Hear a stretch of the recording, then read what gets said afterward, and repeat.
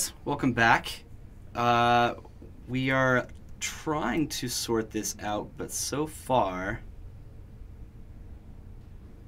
it's not looking too much better. Is anyone else getting video? Maybe. It looks like it's up, but it looks still super shaky. Because we're super lucky. Yeah, we're aware. It's still jumpy. We're gonna continue the stream, but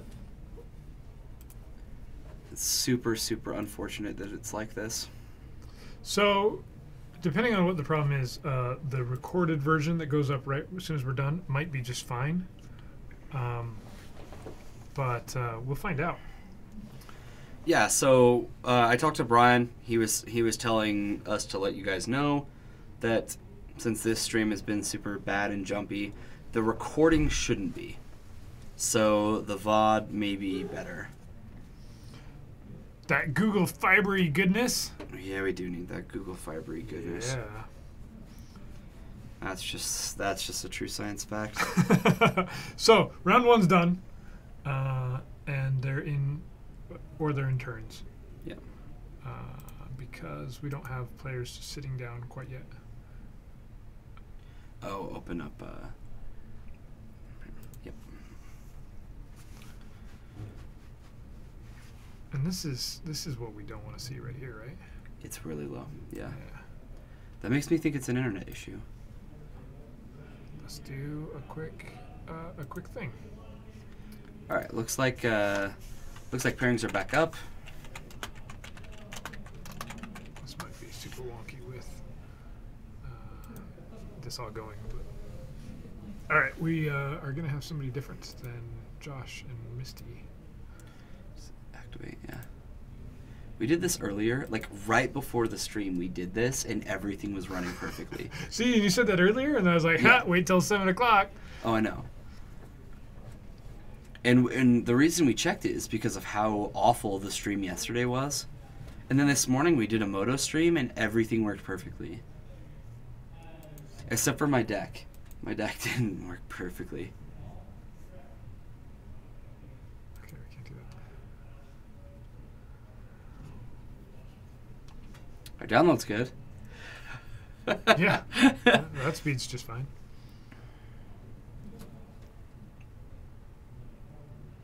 It's not brilliant, but it's fine.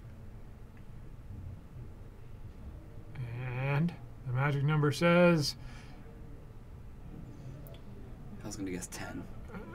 It's good enough. That shouldn't be the problem. Maybe it is a hardware issue. Well, we maybe need to do this thing. Maybe. I don't know why that would have done it. You think it's an OBS thing? It's possible. Since we're dropping 80% of our frames. Hey! Yeah, we're aware we're still choppy. We hoped that would fix it. Alpha Titan, you got it in the cup! Success! It appears that, Tony likes playing Plinko on our stream.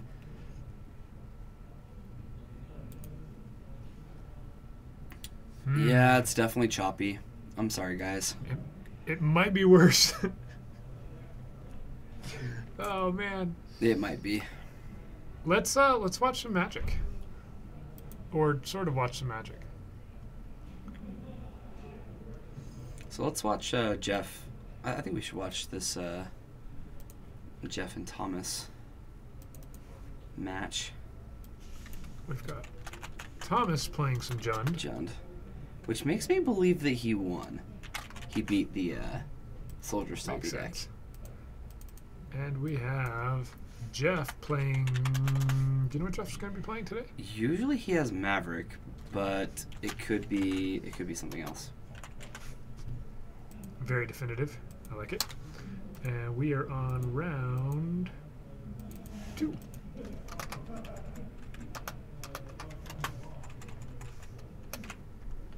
Perfect. Look at that, we got a start time and everything. Jeez. Beautiful. Except for our whole choppiness thing.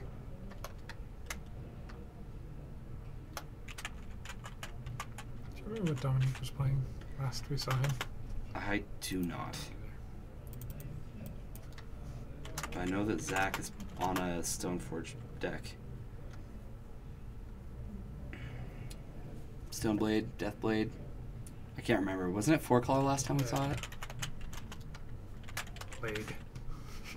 That's going to be very not intuitive. Yeah. All right, here we go. We got the shuffling. It's shufflingness. It is shufflingness. Man, guys, that video is so choppy. Is the audio choppy as well, or is it just video? Yesterday, people were saying that the audio is great and that it was just the video. So maybe we just need to explain everything that's going on that way. Yeah. You guys can close your eyes and just picture it. Immerse yourselves in the moment. I'll just describe the board state. Magic is not a visual game at all. No. Mm-mm.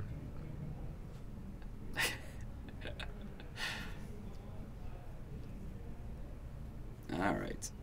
Yeah, I think Maverick was. Just a video. Okay. I think Maverick was accurate.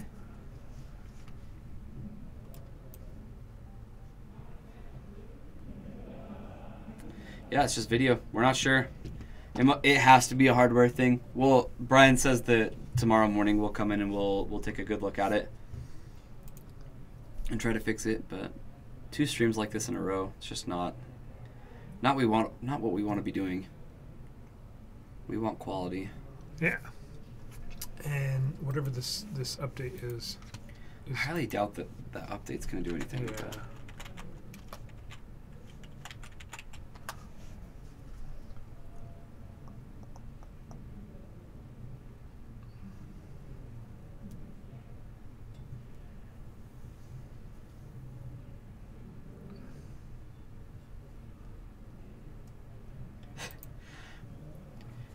Dang it, Jorgensen. That's our job. If you tell everybody that stuff, then what can Bryce and I even do from that point? Yeah, come on.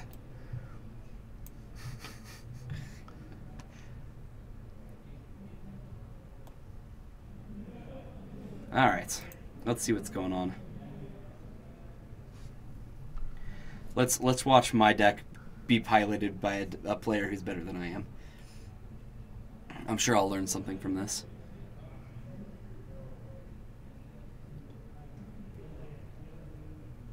I got a Windswept Heath and Fetch for Bayou. So maybe that's the thing. I think we could try to fix. Good. Probably can't do that during the stream though. No, it won't let me. Yeah. Nope, not too soon. Perfectly right on time. Right on time. Yep. Season started. It's fair game now. He's wearing a green jersey. In his defense, some of the Jazz uniforms are green. It's like Celtic green. there's a difference. Oh, sorry. All right. We got Thoughtseize, and Thomas will respond to that with Thoughtseize. Look at that Thoughtseize. Look at that cool Thoughtseize. It's all shiny and signed. Yeah. That one's not. It's just signed. Don't worry about it. Okay. It's because one goes in the cube and the other one doesn't.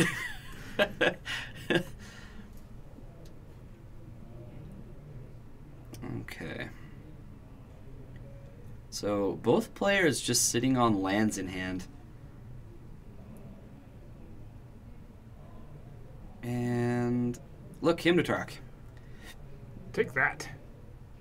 Yeah, that's definitely going to do something. So I just saw that that was another Windswept Heath. So these are going to get shuffled up a little bit, and we're going to randomly pick 2 of them. So all that Thomas really wants is to hit the swords, right? The swords to plowshares. Sure. Well, he's got Thoughtseize in hand, right? So I don't think he cares. It's just removing resources from your opponent.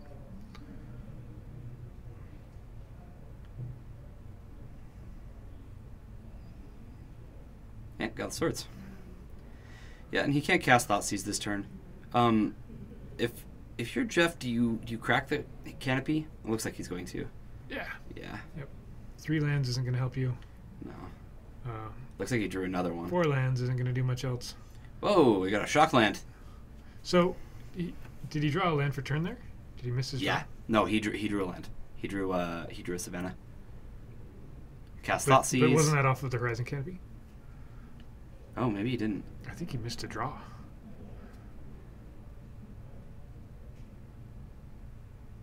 Huh. Knight of the Reliquary. He's got 3 lands? Yeah, 3. In the grave. So this is a 5/5. This is a big guy. It's pretty effective if Thomas only has Thoughtseize, right? Liliana and things like Abrupt Decay are really good at dealing with this. Yeah. Otherwise, this card can get very, very out of hand. The Gen deck also plays with a Maelstrom Pulse.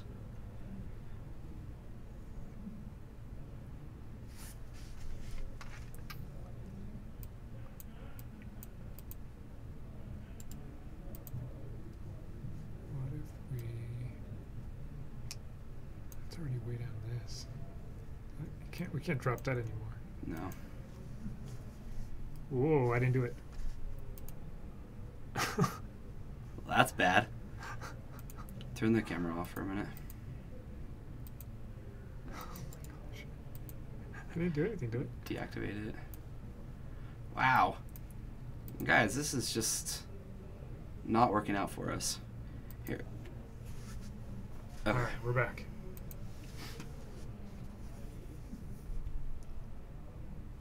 Yeah! Yeah, Jerlo, it's really bad. Don't pay attention to what's happening. Oh, goodness. It's going to get better in just a moment. Maybe not all the way better, but...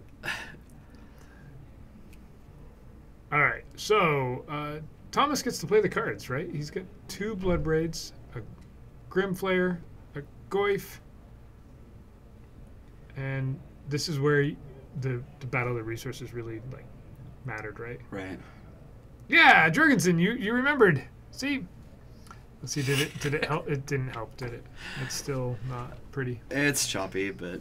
It's better than whatever that just was. I don't know. I don't know what happened. I don't think we could replicate that if we tried. No. But I'm not going to touch it anymore.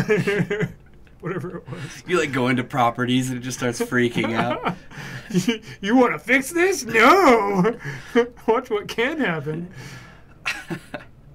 All right, so what I was going to say, this is where Hymn to Turok and Double Thoughtseize, you can see that there's just been this crazy resource battle, right? Mm-hmm. And the reason Thomas has gotten so far ahead is because of the cascade. Yeah, Bloodbraid Elf. Bloodbraids, right?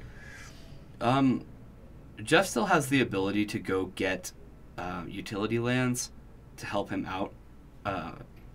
And it does matter that Knight of Reliquary is bigger than anything else on the board at the moment.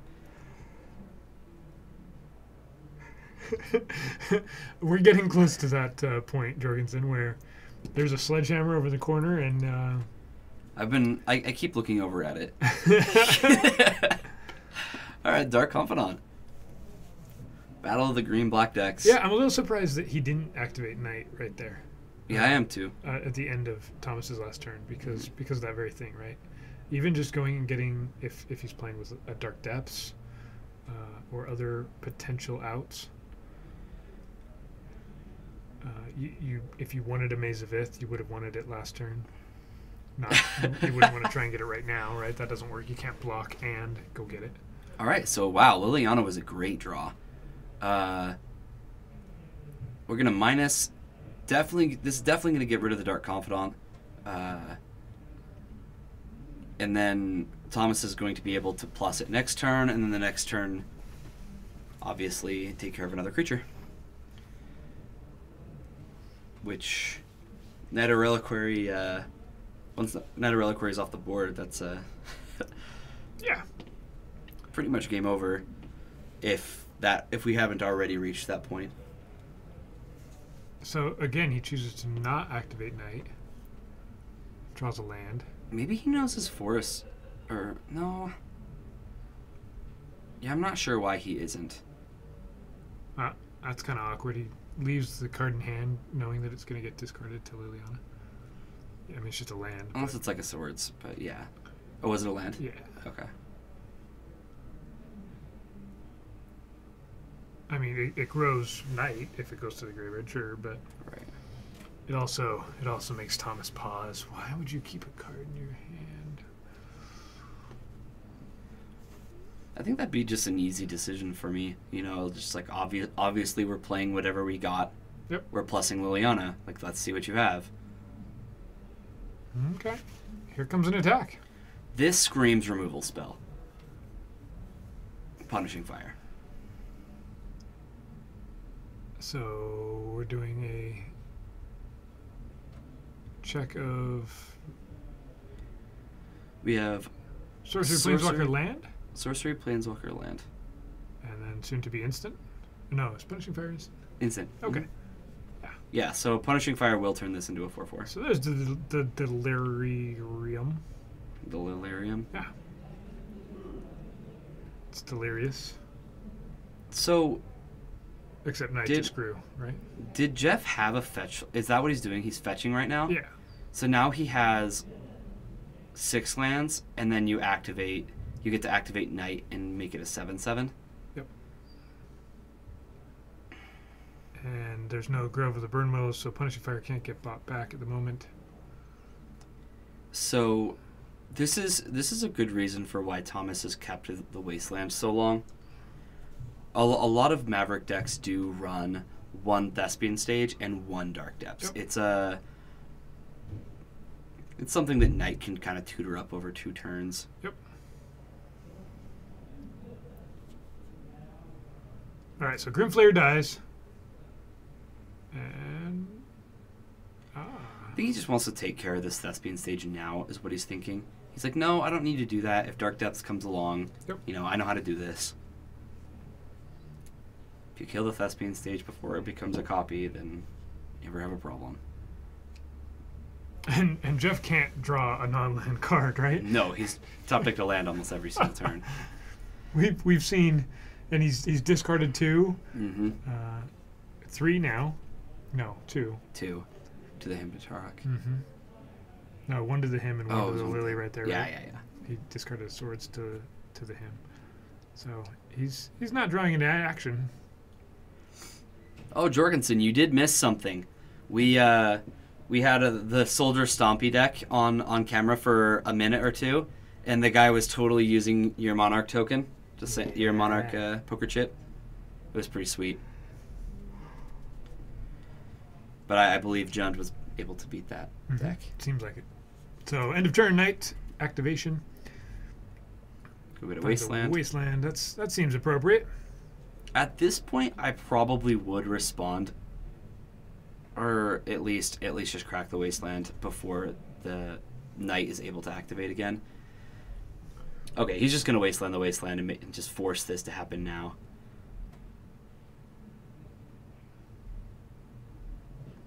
So he turns it into a basic plains in response. Oh, it does become basic, huh? Mm-hmm. I don't think I've ever seen that done before. Really interesting.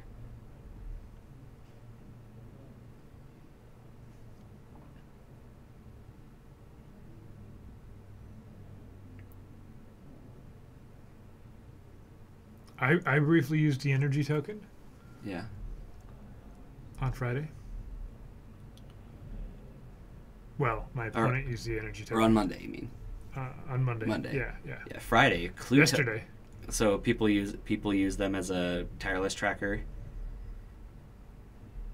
token. Alright, so this is a 2020 that's about to come in,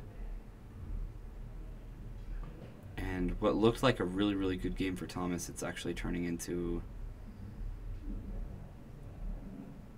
a good game for So Jeff. Lily down ticks, right? Yep. And there's a 2020. And Thomas is giving directions to where Jeff can go. leave the store, get in your car. Wait, oh, we're backing up. Maybe we're not backing up.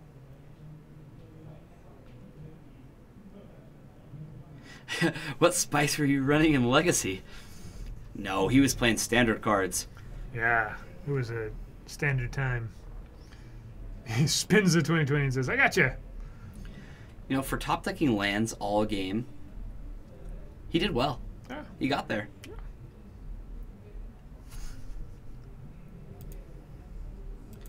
So I imagine Thomas is going to bring in some more removal for things like Night of the Reliquary.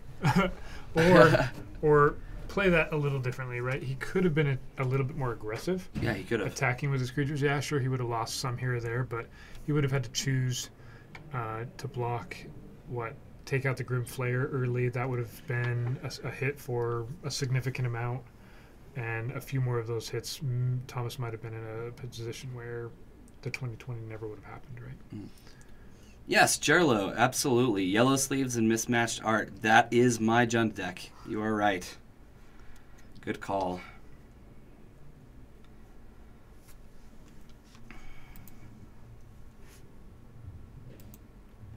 I've been getting a very, very regular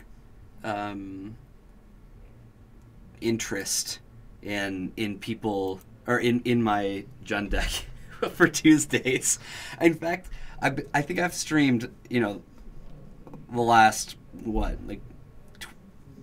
15 Tuesdays or something like that, or so. And I don't think my Jund deck has sat aside one time. There's always somebody like, hey, I want to play Legacy. Kyra, can I borrow your Jund deck? And I'm like, yeah, sure. Go for it. Treat it nice. Don't lose. I actually tell him that because every time I play it, I go like X1 or I'll go undefeated. And so every time I'm like, careful. I've been running hot with this deck, so you better too. Like, keep the hot streak going. That's awesome. So yeah, it's definitely fun to comment on as well because this is a deck that I have so many reps with. Yeah. We haven't seen a lot of Delver. You don't get to do that much, do you? Not see Delver? No, we don't. We haven't seen a lot of Delver. Right. Well, I think Calvin's playing it, and we've seen some control, some Sultai or some whatever control Grixis control decks, right? Yeah, we've seen the control decks, but Delver itself. There's enough variants of it too, right? That it's a little different than. Well, I guess. Oh, we did see Canadian Threshold, huh? Yeah. Last week. But each one plays just a little differently. Yeah. You have a slightly different mindset on how. If you're playing Stifle Wasteland, you're doing something quite a bit different than if you're on a Liliana build, or if you're on a Leovold build, or if you're Delver. There's a lot of Delver-less builds. Yeah, that's true. Whether it's 4-color or just 4-color tempo with Grimag Angler and yeah.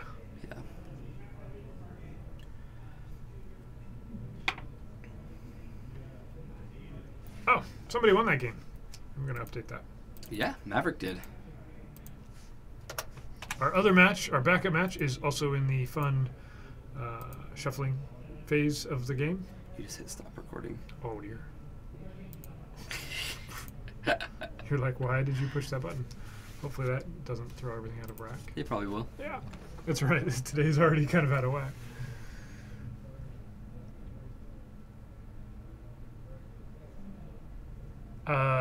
Misty got game 2 off of lightning rifting and cycling. Yeah, so that ended in a draw. Yep, 1-1 draw. They ran out of time. And then Alfred played against Thomas, who we're watching now. And the fact that we're watching Thomas, we believe Thomas won. Yep. And that was Soldier Stompy versus Punishing Jund. Those were 2 matches that I'm pretty sure everybody expected to see when they jumped into the stream. Yeah. And Thomas said, oh yeah, Monarch. So I think game 1 took him by surprise because of Monarch. Yeah. That's exactly what I think. It's like, let's start a stream. Oh, not again. Not Lightning Rift versus Miracles again. Not Jund versus Maverick again. This is a against the odds type of Legacy. Here we are. I think it's sweet that people bring slightly slightly under tier 1 decks because they enjoy them and they know how to play them well. Absolutely. And you get to do something different. Mm-hmm. All right, let's see if Maverick can do something other than play one. Did he play more than one spell? All game? No, he played a Thoughtseize, and did he play just a Thoughtseize and a Knight? And a Knight, and then lands. That was it. That's all the deck, and it worked. It actually got there. That's amazing. Yeah, Thomas went to try and kill it, and it didn't work. Jund versus better Jund. Jeez. It's trademarked. You can't say that. You owe him like $5. Sorry. There was no value on it, so oh, okay. I owe him $0. Oh yeah. Well, I do owe him. It's minimal. Yeah. I do owe him it's that. Like, it's like a tenth of a cent or something like that. How is it better Jund? Why it's not better than red? Let's be real, Jorgensen. Come There's on. no blue in it, so neither of them are better.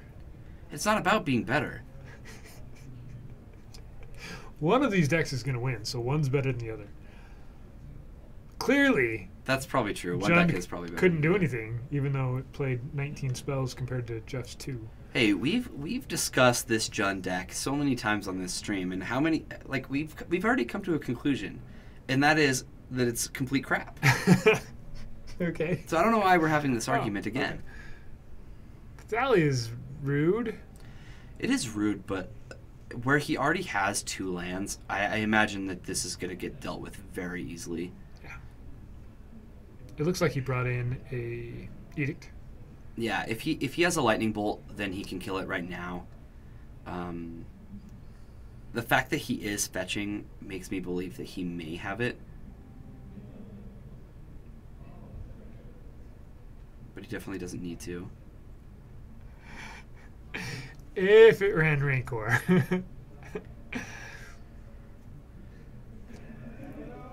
Bolt.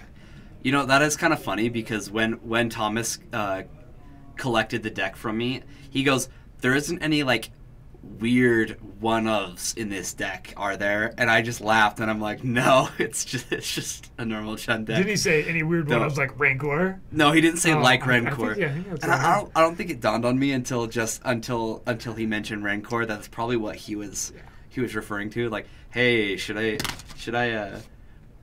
should I know about the Rancor in the deck? Like, no. The Rancor is in the cube right now where it belongs.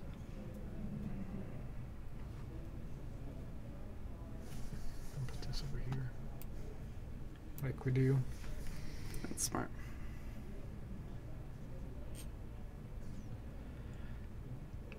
So this game, Thomas already has the things to deal with Jeff's threat, and that's why when you asked me earlier, that, like, what are Jund's good matchups, and I did say that Maverick was one of Jund's good matchups. Yeah. Jeff plays a lot of little creatures, and Jund loves to just kill creatures. Yep. This Here's a is Knight. This one's absolutely gonna die. Abruptly. And that's what was so weird about last game is that Thomas just kind of sat there and wasn't able to kill the Knight. Yeah. Yep. In a deck actually just full of removal. Oh, man. Yeah, and I didn't do the math, but I wonder if he had, like we said, if he had been a little bit more aggressive and just attacked and, yeah, would have lost some creatures over time, but would it have put him in a spot where he could have won that? It could have. So we're going to take some action shots at you guys. Sure. So it doesn't actually change too much, but We have to dramatize our actions if we're giving It's action shots. Right there, on the screen. Himnatorok says he got to do this last game. You can, Yeah, Is he there a you did. reason why So this it's- is this way, or can I turn it? You can turn it this however you need. way? Whoa, That's so awesome. we're gonna get blinded. blinded by the light. All right, one of So those you cards. guys are playing with other people right now? They are streaming live. So the chat can hear everything we're saying. It's true. People are listening. Yeah. So was that a surgical and a Thalia that got lost there It's something you free. to the him? Yes. Okay. Surgical and Thalia.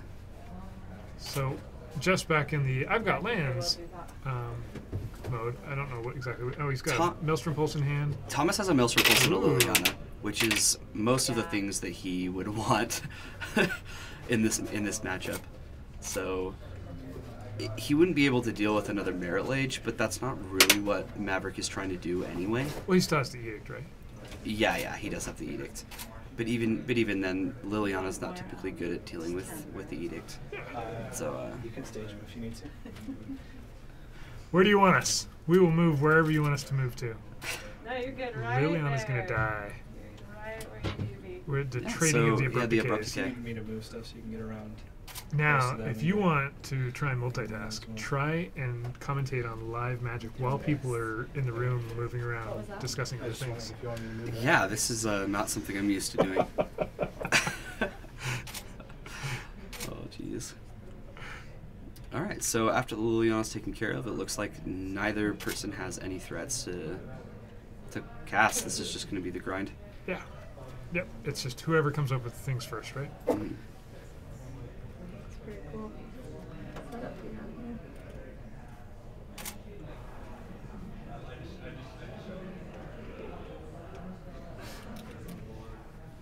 And the fetching, shuffling, cutting stage of things. We got to see Move to the shuffle step. So are they like Move to a the shuffle overgrown step. tomb.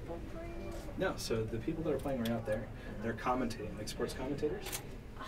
Yeah, so this they're basically Tony Romo and what's his face, right?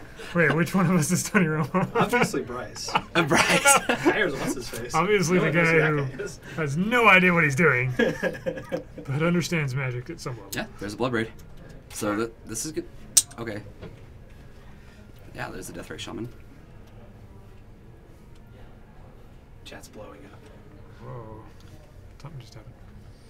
Alright, swing for some damage. Labert just hosted us. Yeah. Hey, thanks, Sean, for the host. Appreciate it. Alright, we're on the tick down Dark Depths game plan. Might as well. That's not going to go well for him. Yes, there is some commentating on our commentating Yes. live. We're live super meta. Commentate the commentate. with the blinding light. All happening simultaneously. Definitely not something that normally happens, but But this stream is so choppy you guys probably don't even notice right now what's happening. all right. Yep, Sylvan Library comes down. That was like Jeff's first shred of life. So this really does kind of feel like Jund versus better Jund at the moment, right? I don't know which one's better, but it's just trading resources back and forth. And when Jund actually gets a Blood Braid online, Yeah. you start to get 2-for-1s, and Jeff's gonna fall behind. Yeah, I don't know if he cares about Liliana right I'm here. running things about our business. Oh, I've got a Maelstrom Pulse. You've got a Maelstrom Pulse. They're both gone. That they are. Alright, swings in for some damage. Down to 11. Alright, let's see if Jeff can top deck Thespian Sage. No, he doesn't. Alright, so we're going to go to game 3. Awesome. We get a game 3. And our backup match is actually playing Magic. We're going to transition over to this other match. Are they playing Magic though? It's just a True Name Nemesis versus a True Name Nemesis. So it looks like we've got Grixis versus 4-color. And yeah, some true names. One of them's signed though, so it's way cooler. But now you know who the artist is, but do you actually know what the card does now that it's signed? Thanks, Yeah. guys. Yeah, no problem. Absolutely. Let's turn the blinding light away from me. Here, I'll help. I'll make it stop. Make it stop. Okay. Please. Thanks, sir. Sorry for bad commentating too. Whoa.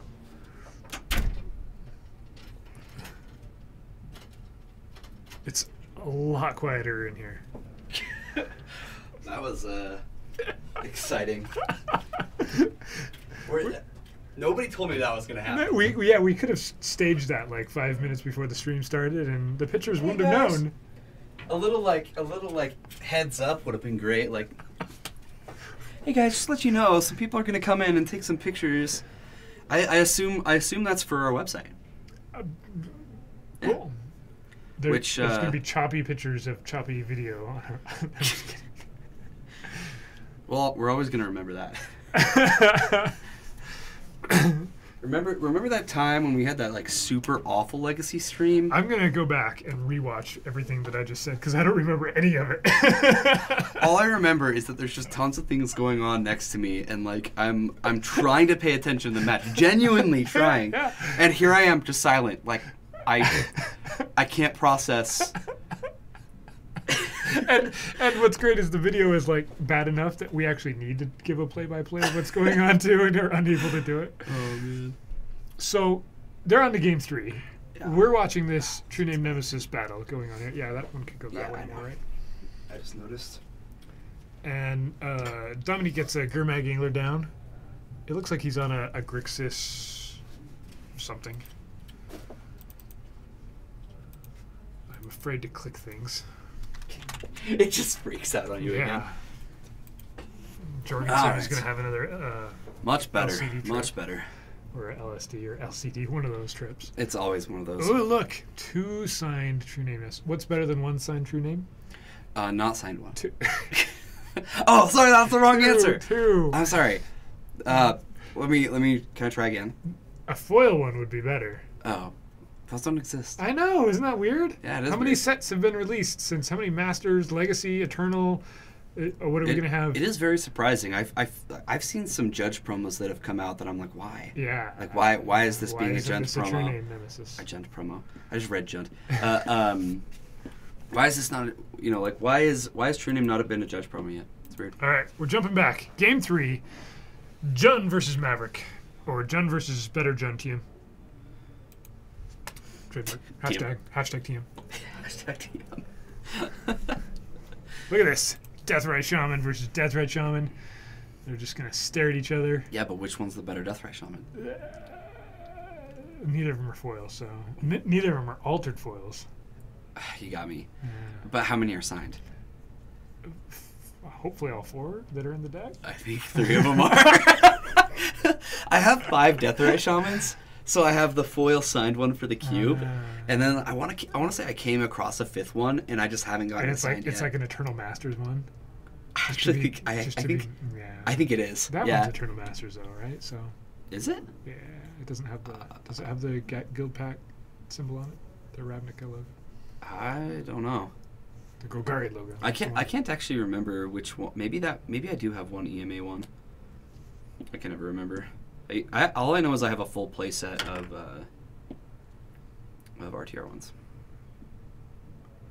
Oh no, this might be the one that No, I think I know what happened. I think they are all signed because Brian brought me one, and he goes, "Hey, are all of yours signed?" And I'm like, "No, I have one not signed."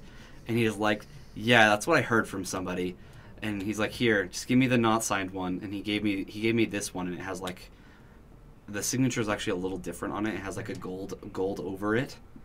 And I looked at it, I'm like, "Yeah, but this is EMA." And he goes, "Yeah, they're not matching." And I just go, "Okay, There you go. whatever." The signatures are different.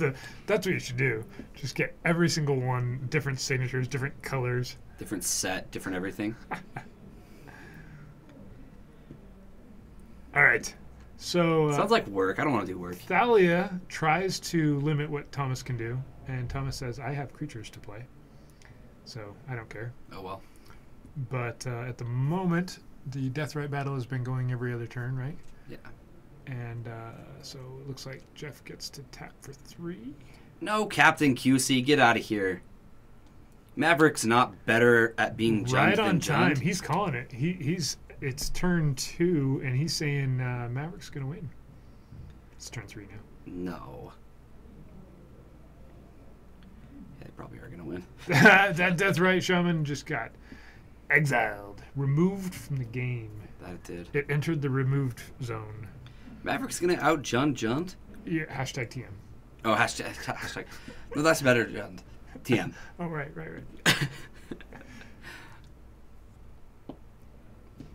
All right. My 1 land. It's your first striker. Aw, it's not a kill spell. All right. They're having none of it. We're trying to play the opposite side. You guys are claiming one thing. It wouldn't be fun if we all agreed. Right. Because I agree, but I'm pretending. You do think that Maverick's the better deck? Well, I mean, since it's your Jund deck, obviously. Yeah, then it has to It be. did just get beat by Knight of the Reliquary and nothing else. That did happen. Yeah. I have to admit, though, the times I lose to Dark Depths and nothing else, it's that's what happened. Yeah, you guys already knew that. Hey, Dragon Slayer Games, thanks for the host. Appreciate it. I have a potential fix for the stream. A potential fix But then for we'd the have to choppiness. we'd have to stop it one more time. I don't think we want to do that, do we? No, I think we're going to ride out this awful choppy stream and then do all of our fix-ups tomorrow in hopes that Friday can be a good stream. It's going to be a bad week, guys. How watchable is this for you guys? This jitter that happens every 2.5 seconds. We're having an issue, but we're not sure exactly where the issue is.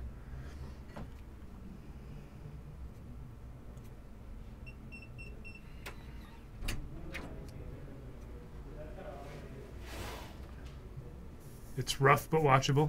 You'll accept it. I mean, that's kind of how I feel about us, right? We're rough but listenable. That's pretty much exactly how I feel. Control escape. I want to see the CPU usage and the RAM usage. Okay.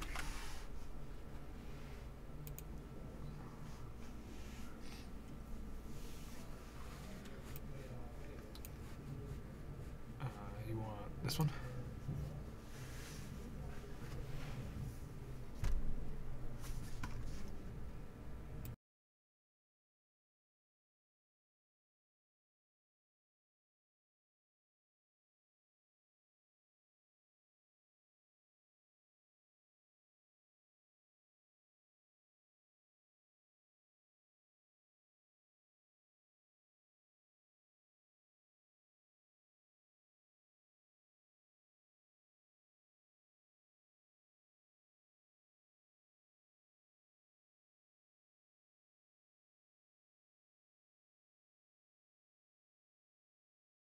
I'll just do it then. Sorry about that. We're back. All right, what did we miss? There's some creatures. Captain QC, it's fun to make sure that you're paying attention is what it is, right? Yeah, we turned off the sound for a sec. We were talking with one of our owners. He looks like he's going to come in and do all the fix-ups tomorrow. So sorry about the choppy stream today. I'm glad to see that some of you call it watchable. What are you doing on YouTube? Patrick, what the heck are you doing on YouTube? Don't you kind of find it funny, though, like, that every time Patrick chimes in, he's, like, on a different... he does this all the time. He's chiming in from his DS or something. Well, he'll walk into one room and, like, have it on Twitch, and then, like, walk into the net... Or he'll, like, pull up his phone, he's like, this doesn't work... Twitch doesn't work great on my phone. Switch to YouTube. Like... All right, so things have happened. We've got a Knight versus a Grimflayer, a Tarmogoyf. Thalia's still down there. 2 Deathrite Shamans. I'm feeling like the advantage bar is leaning heavily towards Jeff. Definitely. Those 2 lands are kind of throttling anything Thomas is able to get going. If he could Maelstrom Pulse those away, that'd be nice. Yeah, that'd be fantastic. If he can top deck a land, right? Yeah, but where Thomas is in such a tough spot, I definitely think Knight of the Reliquary is going to sack one of these 4s to go get a Wasteland, and I would expect Maverick to win this game. So punishing Jund is going to get punished. That's what you're saying? No, because it doesn't have any punishing fire in it. But if you Wasteland somebody that's sitting on 2 lands, No, that means they got wasted. Oh, okay. So Maverick really should be called. Wait, I got nothing. I can't do it. Yeah, so he's got Abrupt Decay, Maelstrom Pulse, Sylvan Library, Bloodbraid Elf, and 2 punishing fires. He is just missing land. So Thalia was pretty effective this game, right? Yeah. the combination of that, a timely wasteland, not drawing other lands, losing his Deathrite Shaman to swords, did the trick. It is very weird for the Jund deck to not get to 3 lands, even through a wasteland. It plays many more land than a normal legacy deck plays. It plays the full 24, just like like what a standard deck would run with, and even some standard decks right now are running like 21, 22. And that does not look like a land. But if it's a lightning bolt, that'd be pretty good. Yep.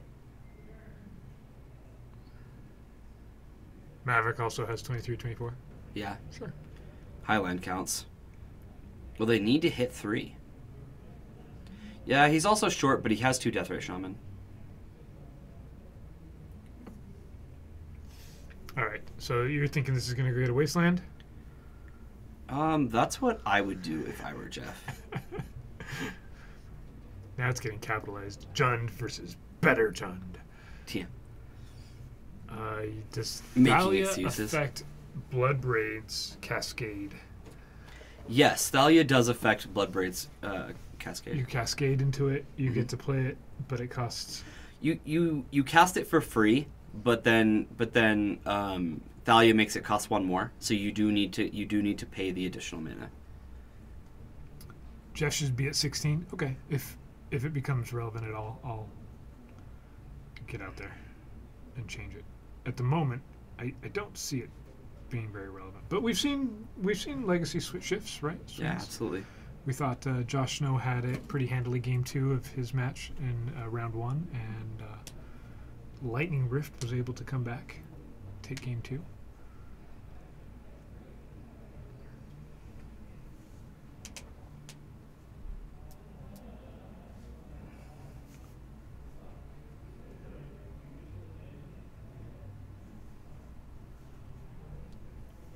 Yeah, yep.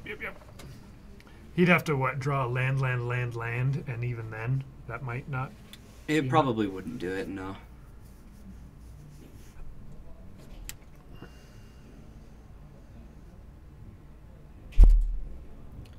That's what it looks like when Jund gets out-Junded. All right, so I read an interesting... this is a great time where we're sitting here waiting. If you could put a vanity plate on your car, vanity license plate, that was Magic related, what would it be? You have 7 characters.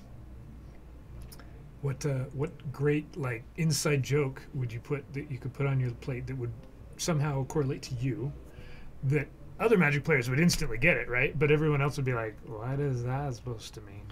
I think the thing that most people would see is the little the I'd tap that, and then it shows the tap symbol. Yeah, but no, the actual license plate itself.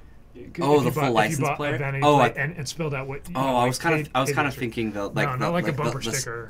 No, I was thinking the symbol next. You know how people get a college sticker, kind of like a sticker on their plate. Right, okay. Right. No. If you took the Utah license plate and you had 6 characters, we only do 6, but I wonder if vanity you can squeeze into 7. California has 7. I think probably some of the most iconic arts would be what you would put behind it, right? Like Jason No. Sorry, still not. So I'm still not getting it? One example was SNP BOLT Snapbolt.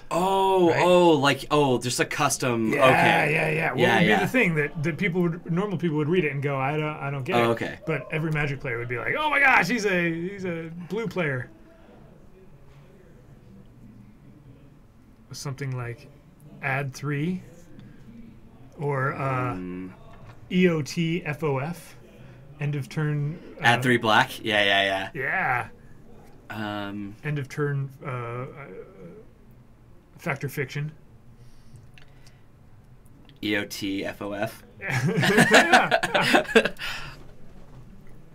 On a Lotus is black, so that would be that's sweet. Add 3 black Paul, on a black Lotus. Actually, I've seen that picture, Paul. Now that you mention it. All right, so Maverick gets there. Yeah, Maverick takes this one in 3 games. And in our backup match, we have some more. It's right where we left it. This is probably game 3, I'm gonna guess. I could be wrong. Oh, Jorgensen, that's the one that I was gonna do. Jund him out. Jund Dang him it. out. That's actually See? what was on my mind just Jund now. him out. Now you can't do it because it's going to have to say Jund him out TM. Yeah. Oh, we got there right for the end of that one. It looks like Zach probably took that down since he's at 17 life compared to Dominic's 3. Just reminding the Jund players to switch decks. Hey, if I owned another deck, I'd probably play it. I like Jund him out. I like Snap Bolt. I like Snap Bolt. Uh, You could probably do Snap Command too.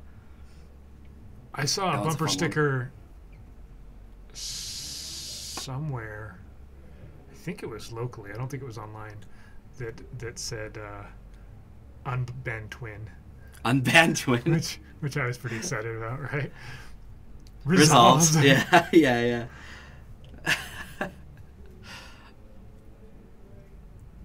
Jund him out is a good one. I like It that really one. is. Yep. Tabernacle. Yeah, Tabernacle doesn't work here, right? Because then you're just referring. In fact, there probably is a license plate that says Tabernacle on it. Bolt the bird. Bolt the bird. See, that one, even a Magic player would be like, "Is that really what they're talking about? Is it really?" I'm not. I would probably second guess it. Pretty Yeah, badly. yeah. Like, I don't know. No. These are good though. These are better than some of the ones I saw read online. I mean, even something like MTG, FTW. You know, Yeah, like yeah. even something like that though. Like nobody's really gonna get that unless they play Magic. Right. They'll be like, "Why is Yeah. the meeting for the win?" That doesn't make sense. Yeah, T1 bird. Or just Delver. You could just have Delver. Delver, yeah. And see, any of these would be really simple if you just stuck like a little mana symbol next to the plate, and then everybody's like, "Oh, he's Magic. Okay, I get it." But no, it's more fun if it's not. I like the Lotus that is black that has loaded or black for 3. Jund him out is available in your state. Dang it! I got my car last year. I'm not gonna get a new car for a while. INR SPNS. Just dredge. What's That'd be pretty sweet. What's INR SPNS? In response. Yeah, In yeah. response. Okay. Oh. Oof. That was close. Yeah. I was afraid that he was gonna actually have to tell us for us to get it, and then that would have been embarrassing. That's what plate frames are for. Okay. Yeah. Yeah. See, I mean, you could. I think it would be cooler if it was blatantly clear and yet had no actual like WotC or MTG or anything stuck on your car anywhere. In Arizona, you don't. I probably could get it switched, but there's like There's a fee, right? It's like it's $80 or $200 or something like that. it's probably is a couple $100, and I don't really want to have to pay that. Yeah. I just moved into a new house. I don't have money. All right, how close are we here? We've got some time. Not too long. Nope, We not should really. we should be really close to round 3. Definitely close. We'll get reset up here.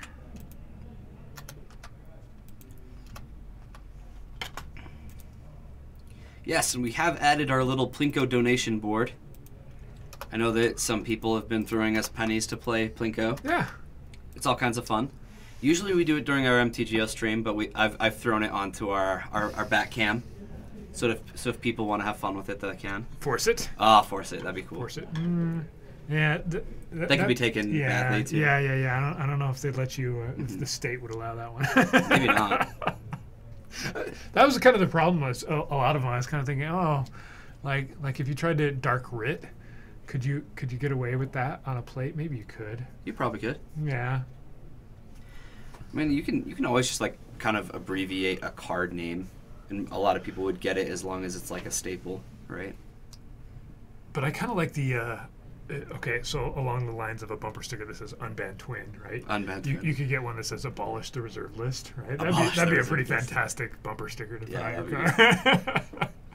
I haven't even thought of putting something like that on there. You've You've seen seen some messed up up. plates? Yeah, some Yeah. that sneak by because Mhm. the people who check them are a little late to the party. And it's hilarious too because the people who get like these kind of like raunchier, like not appropriate ones. They think they're so clever, and it's like nobody cares. Ooh, just $15 a year? We could pull together if enough. That's actually really cheap. Yeah, enough bits come in. Throw us your pennies so I can get Gundam out on my car. That actually would be amazing. You can get it mailed to you. Yeah, I kind of like this idea. I'm liking it more now. There's a lot of University of Utah ones, right, for Utah fans, and Yeah, I'm sure tons. BYU fans here. Mhm. And a lot of them are like, well done. Utah by 5. Wow, you put some thought into that one right there. Good job. Go Utes. Wow. You're the one who got that one. Okay. I like the ones that are creative and make you go, wait, it says in response. Oh, okay, I got it. Yeah. I'm on board.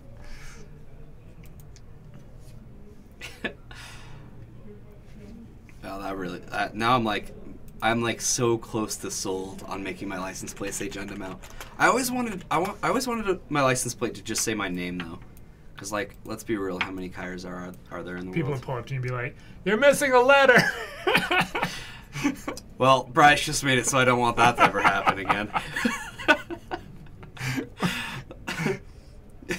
You forgot the L.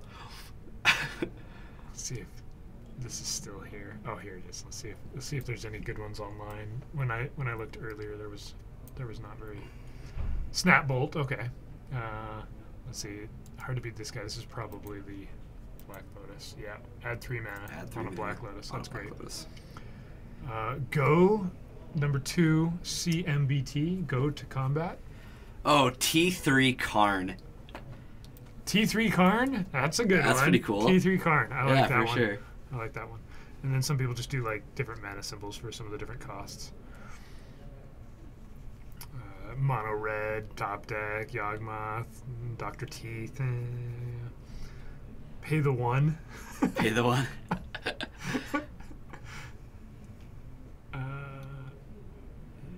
Bolt you for 3. G8 Watch. Gate Watch. Jace TMS. Jace the Mind Sculptor. Okay. Come on, focus camera.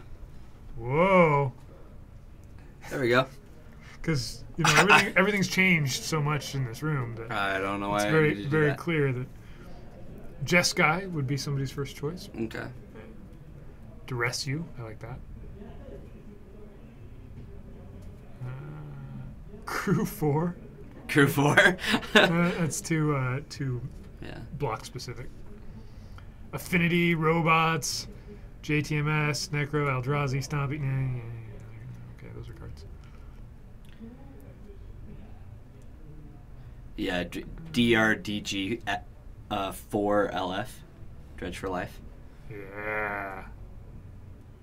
Unbanned Twin. Yep. Unbanned Twin, UNBN space TWN. Unbanned Yeah. Twin.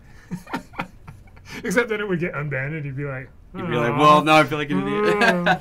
It's because I had this plate that did it. Somebody says I'll move to Europe just so I can get Stormcrow on my plates.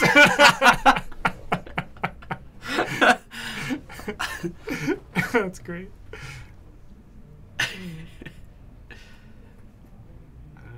That's all that's on here. Surprisingly not that creative. I actually feel like our chat was like more creative Yeah, than Reddit has been. FBL THP. That one's going deep. Do you know the reference to that one? FBL THT? Is that what you said? THP. THP? This is a on a card.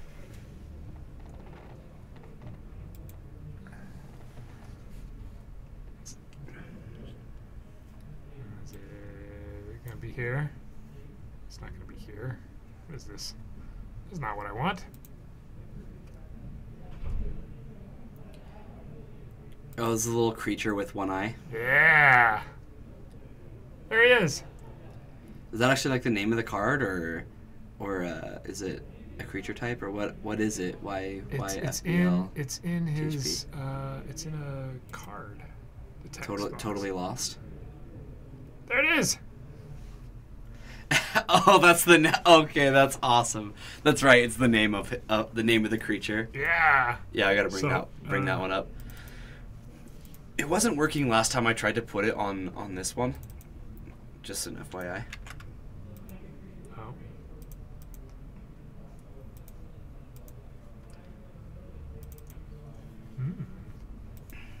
So if we transition over here, and I can show you the card, what we're talking about. Oh, goodness. While we. There we go. Totally lost. This random 5-cost instant, and there's the name of the dude. FBLTHP. All right, sounds like we have some pairings. Well, go to Twitch for a sec. Oh. Did we miss something? No, we didn't. Okay. You got $5 on my plate. Thanks, Jorgensen. Appreciate that.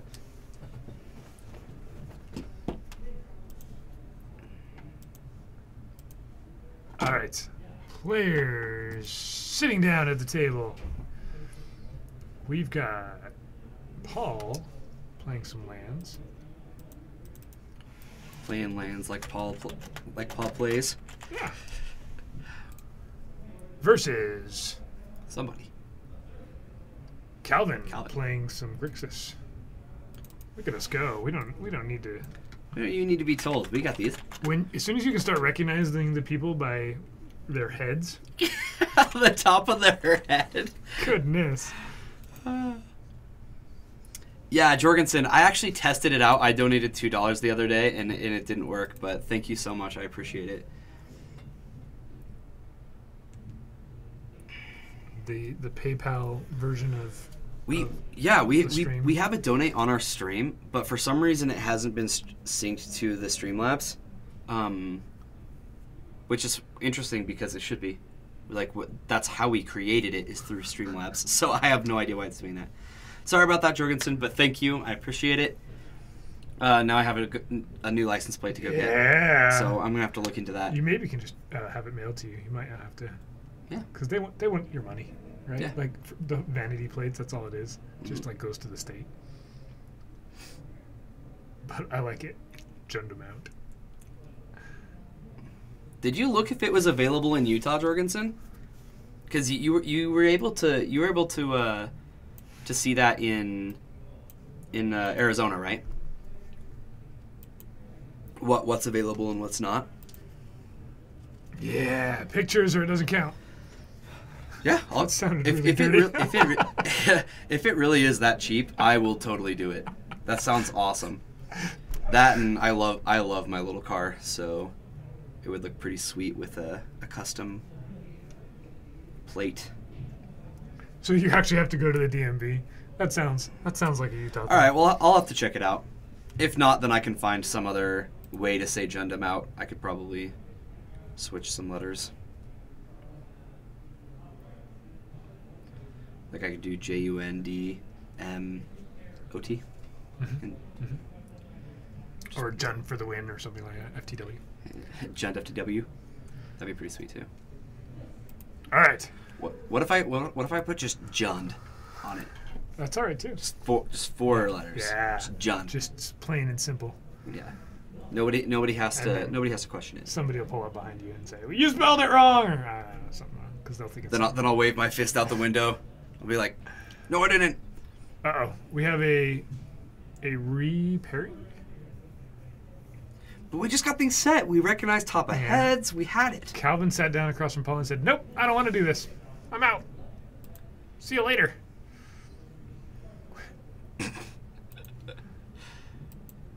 So instead, This is Misty and Zach. Some Lightning Rift versus 4-color Stoneblade.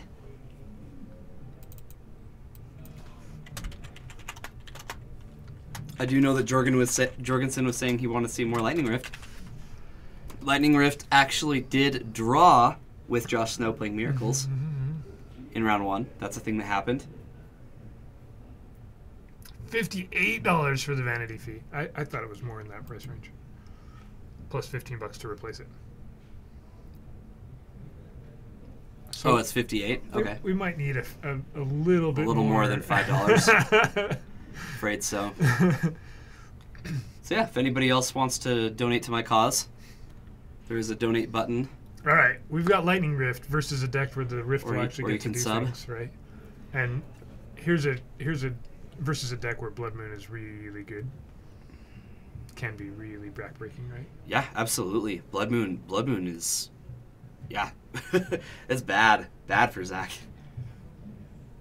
That's kind of what you get when you play a 4-color deck, though. You don't really have a lot of room for basics.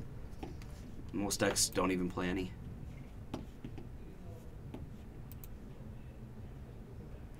Even jittery Lightning Rift. Even jittery. It's only appropriate when there's Lightning Rift in Legacy doing well. It probably is jittery. But hey, thank you so much for joining us, guys. I mean, like, I think it's kind of incredible that we still have like a viewership of like 20+ people, Right. and Considering our it's- stream is just awful. So Yeah. thank you so much for joining us. We're happy to be here and providing what content we can create. So thanks, appreciate it. All right, so Noble Hire gets swords quickly. I like this, especially if there is a Blood Moon. Now go do it now, and I want her back. Captain QC, come on. I did tell you I would do that, though. All right. Remind me again when this game ends, and I'll go ask her. I don't think that's something that could possibly be taken offensively. So I don't mind asking her. Yeah. Hey, it's a Stoneforge Mystic.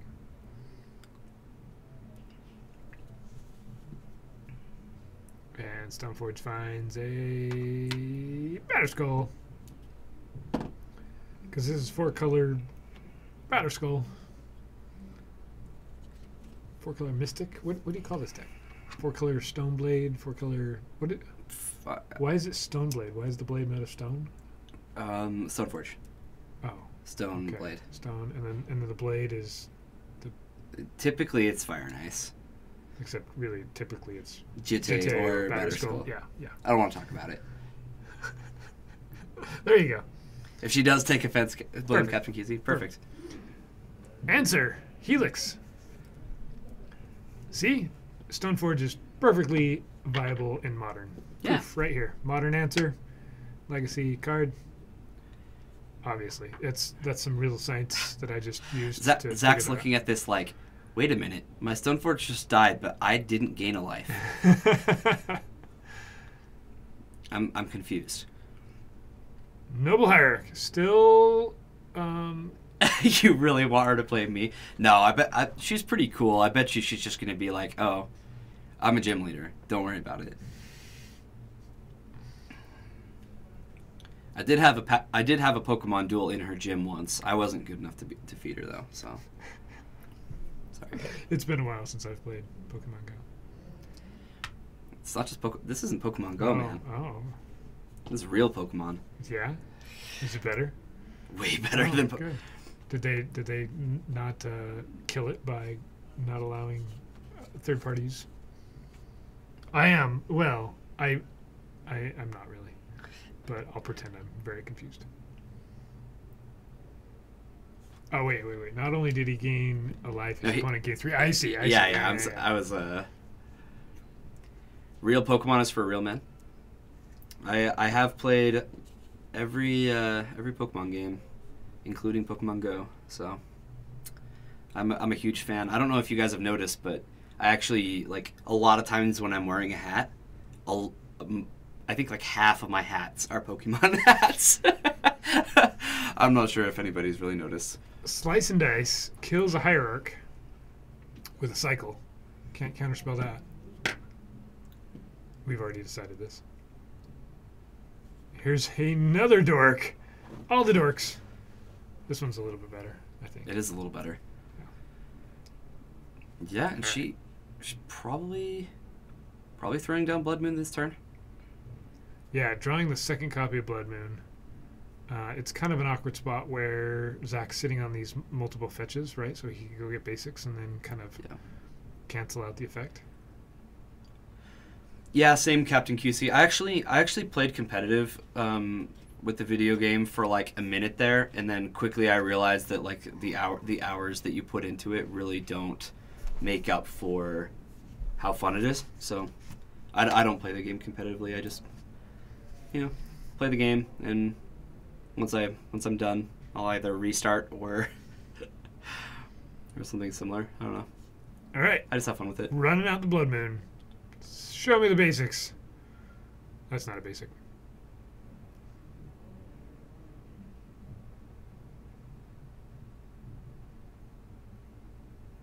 But it does cast Counterspell. Yeah, that'll do. So Zach really might have 0 basic lands. I'm guessing that's the case, and we do know that there's another Blood Moon lurking. Mm-hmm. Is he going to tap out here for Batterskull? He has a Daze, but I don't think that's going to matter at this point. Nope. All right, so by these lands going to the graveyard, though, his death right will, until it dies, get to keep casting some things, right? Hey Jorgensen, just got your whisper, so thanks. I'll have to take a look at that. Appreciate it.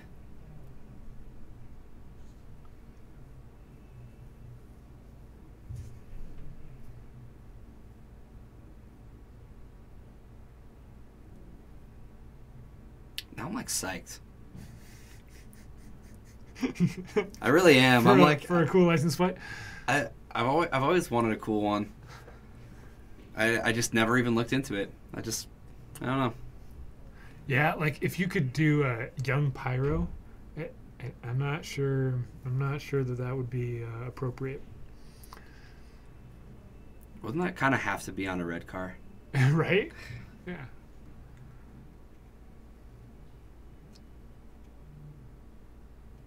You like the very original promo art, the Arena League. Yeah. That one wasn't actually Arena League, was it? Wasn't that one from? I think it might have been from Sixth Ed. No. It's a promo, but it was like sent to people who joined the Legends program or something like that. Okay. Way back when, it was that in an Incinerate and a Disenchant, I think. But they weren't like given out in stores, I don't think. Yeah. Okay, maybe Arena promos are your favorite? Just arena promos. There are some really cool ones. For sure. So now I think a Blood Moon's gonna hit the board. Yep. Maybe 2. Probably 2. No? What? Alright, well Misty still is at 21 life. It's gonna take some time for Zach to get the kill, but okay, so they're called arena promos because it came from the arena promo sheet with the like the lands, the Mirage style lands. mm-hmm. But yeah, it came from like one of the original membership programs. Batterskull attacks. Take 4. Gain 4. Go. All right, so this is kind of a weird spot, right? All Misty really has going on right now is a Blood Moon, which would have been backbreaking earlier. But Zach having 2 Death Rights out and all of those lands sitting in the graveyard. She's just gonna cast the Eternal Dragon. Yeah. And Eternal Dragon is who knows the answer? A 5/5. 5/5. 5/5. Costs flyer. 7 to cast it. It costs 5 to bring it from your graveyard back to your hand. You can only do that during your upkeep. And it gets dazed. It's okay, it'll be back. It probably, because it's Eternal. Which is really appropriate for a Legacy, right? Yeah. It's an Eternal format. If that's the case, then why aren't all the cards that just got printed with the ability Eternalized not a part of Legacy right now? Maybe they will be one day. 200? That's awesome. Oh, I am so jealous. That is so cool. I still remember when I figured out that they all collage together. in Yeah. It was like the very first panoramic, right? Did your jaw just drop? I think so. I mean, I was a lot younger then, but Yeah. cast out. This is rude. Yeah, and this is... So this... Yeah. Oh, it bounces back to the hand though. Darn it. That is going to give Misty some time. Yeah, to play an Eternal Dragon. Yep. Death Threat says, take 2. I have to eat a land to do that, right? There's the land I'm eating. Oh. Wait. How did he do that?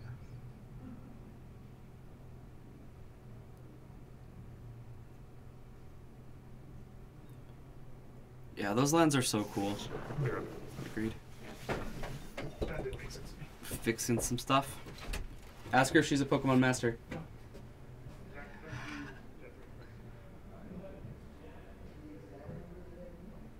I just missed it. Just missed something? Yep. Okay. I thought he death threatened twice, but he exiled the land. Gotcha. To death threat. Blood Moon number 2 comes down. So does that make it so they tap for 2 right now? They're really, really bloody moons. Lands, mountains. It doesn't make sense. Nope.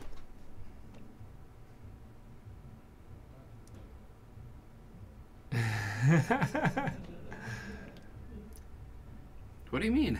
What did I do?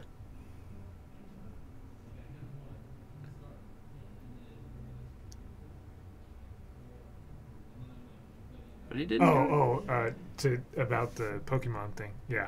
Oh yeah, yeah. So I already really Well, don't he was like out there. I figured why not. interrupting a game and asking a question. Yeah. The Matrix just reloaded there. Yeah, I Wow. did. So I try and keep it as minimal as possible. Hey, Force of Will.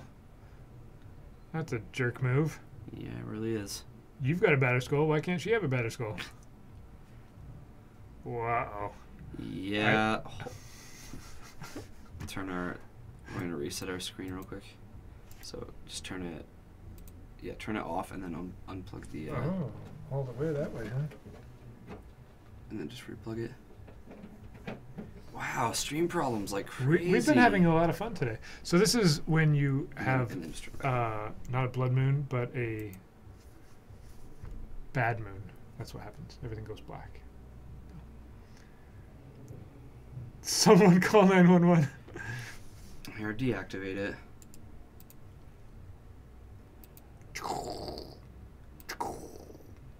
And we're back.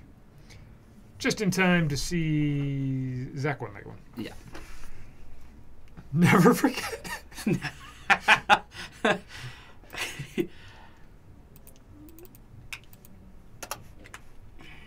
All right. Whew. We're back with the amazing, high quality, perfect, non-choppy, still really choppy stream. Yeah, it's the exact kind of stream that you can expect from people like us. We have a couple theories about why it's so choppy right now, and we're gonna work on that very much so, because this is unfortunate. Yeah, this is not something that's okay, and I think there might be like some stores that just kind of like let their stream like just kind of run, let it do what it does, right? This store is not like that. Like already our owners are like, yeah, we're gonna do what it takes to fix this. So should All right, so this is not Calvin on Grixis. This is Jeff, right? Jeff on Maverick, yes.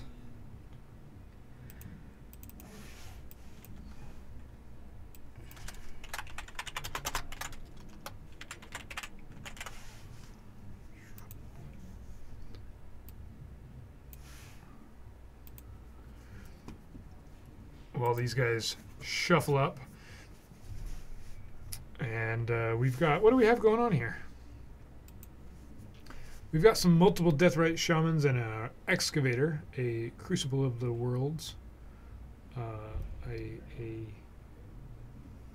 Magus of the Crucible, if you will. Ramunap. It's actually the same Excavator. Maverick in the same day. But yes, versus lands. Lands sitting there with 2 explorations, a Dark Depths with 10 counters on it, a Maze of Ith, and some Wasteland fighting going on here. Wasteland versus Wasteland. I want to kill your Wasteland. You want to use your Wasteland. Captain QC, your Ramunap. I'd rather just call it Magus of the Crucible. It got killed by Liliana. Liliana just makes you sacrifice something, so actually you killed your Excavator. Yeah, you're the one who Yeah, sacrificed it. Yeah. If you had really loved your Magus of Yep. the Crucible, Yep. you wouldn't have sacrificed it. Pretty sure Liliana targets a player. Yeah, see, Turgenson's on the same page as us. That's great. He's like typing it out as we're saying it.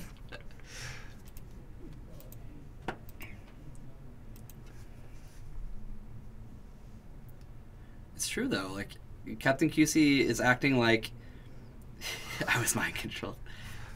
It wasn't me, guys.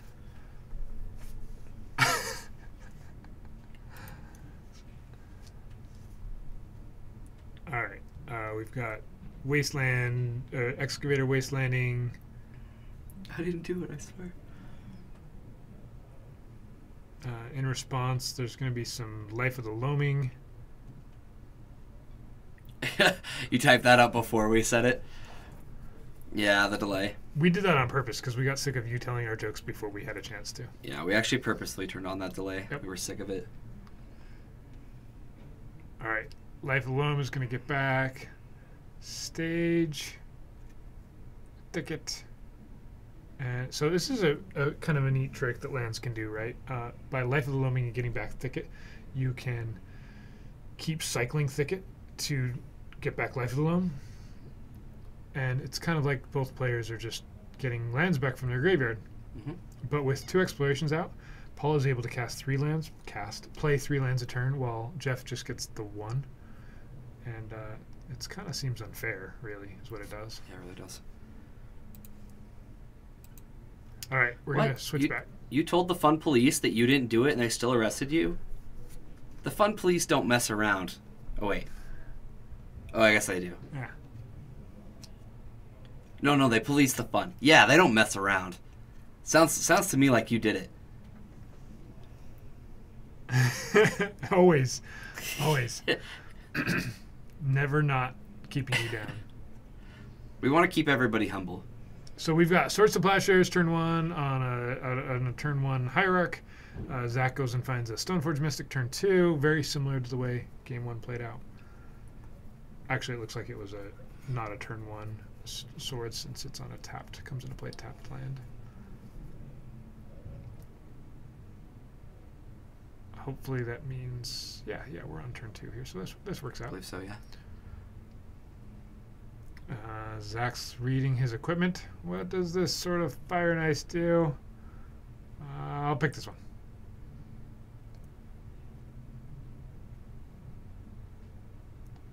Maybe the protection from red is what he's thinking here. Yeah, that's the only thing I can actually think of. Even gaining some life off of Chite would look just fine. Does it matter what one? I don't know. Because Pro White's the one that matters, right? Well, For swords, Lightning Helix, and but Pro Red stops Helix, Pro Red stops Slice and Dice, Pro Red stops a number of things. yeah. It doesn't stop that one. Oh yeah, Pro White. So this is exactly what happened last game, right? Yeah. Swords to swords. I think there's another swords. Now Zach's in a position where Blood Moon looks really bad, right? I Okay. think that's gonna name Blood Moon. Metal Mage probably is. That makes a lot of sense. We almost maybe are going to see what it says. We probably won't be able to see what it says. We never can. Okay, and the hierarchy. Okay, answers. Great. If you're anti Bad Moon, then Anti Blood Moon. Blood Moon. Blood Moon. We can see it. We can read it.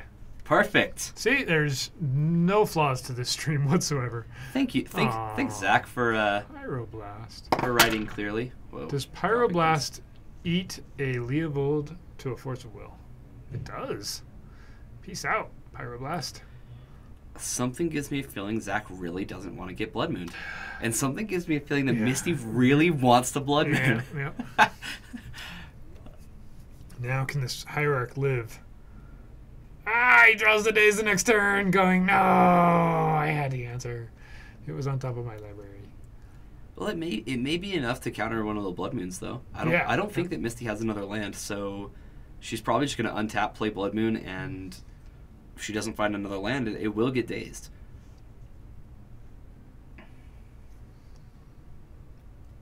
Three for a sword. Equip the sword. But is it, Captain QC? Is it? Blood Moon. I've got a daze. Oh, sad face. Boo. Well, Blood Moon is like, if you're playing Blood Moon, you're being mean, and so you deserve it. It's kind of how Good point. It's kind of how I feel. So we've got an Exalted Trigger, swinging for 3, a draw a card, hit you for 2, total of 5 damage. So a Noble Hierarch that's really just like a farmer. Yep. Carrying his giant sword can smash for more than a Batter Skull. Germ. That's what just happened. Because it's exalted. Yeah. I don't actually know what the definition of exalted means. I just know the magic relevance. Like, I mean, it's something up there, right? It's your high and mighty, your royalty or something. I don't know. The Pope, is the Pope exalted? The things you learn. Raised or elevated, Mm-hmm. as in rank of character or high station. So yeah. Right on. That hierarch right there is a highly elevated, stationed farmer. Twice. Times 2. Exalted. Doing it once wasn't enough. No. It's like those people who get a PhD and they're like, going back to school for another one. Exactly what I did not think that at all. But that hierarch has 2 PhDs right now, guys. And a big sword. And a sword. A flaming frozen sword. Almost forgot about the sword. Zach plays a wasteland and just says go instead of wastelanding. That was nice of him. He didn't need to do that. Nope.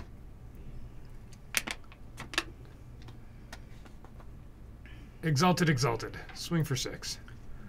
Go to 3. It's going to win through a Blood Moon.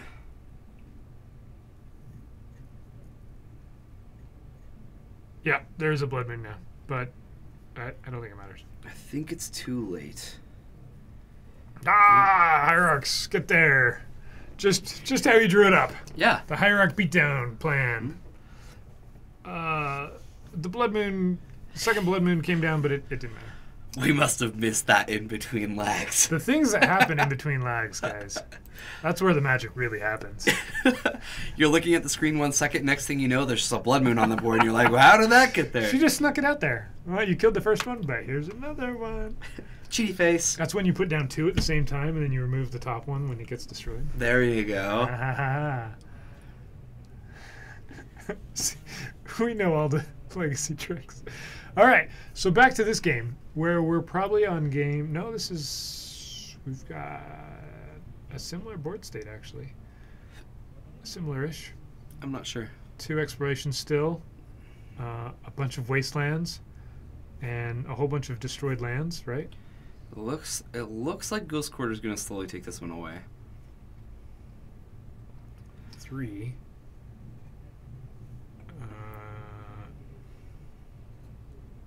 Okay. So he can play a land from his graveyard, though, so he can just keep playing that forest. 2 drops for days here. So this is probably game 2 or 3. Yep. That's kind of an interesting idea. So he could have attacked there for a little bit more damage before playing the forest. I'm not sure why the wait, or why play the forest first. It's only 1 more, and it looks like palls at a significant amount of life.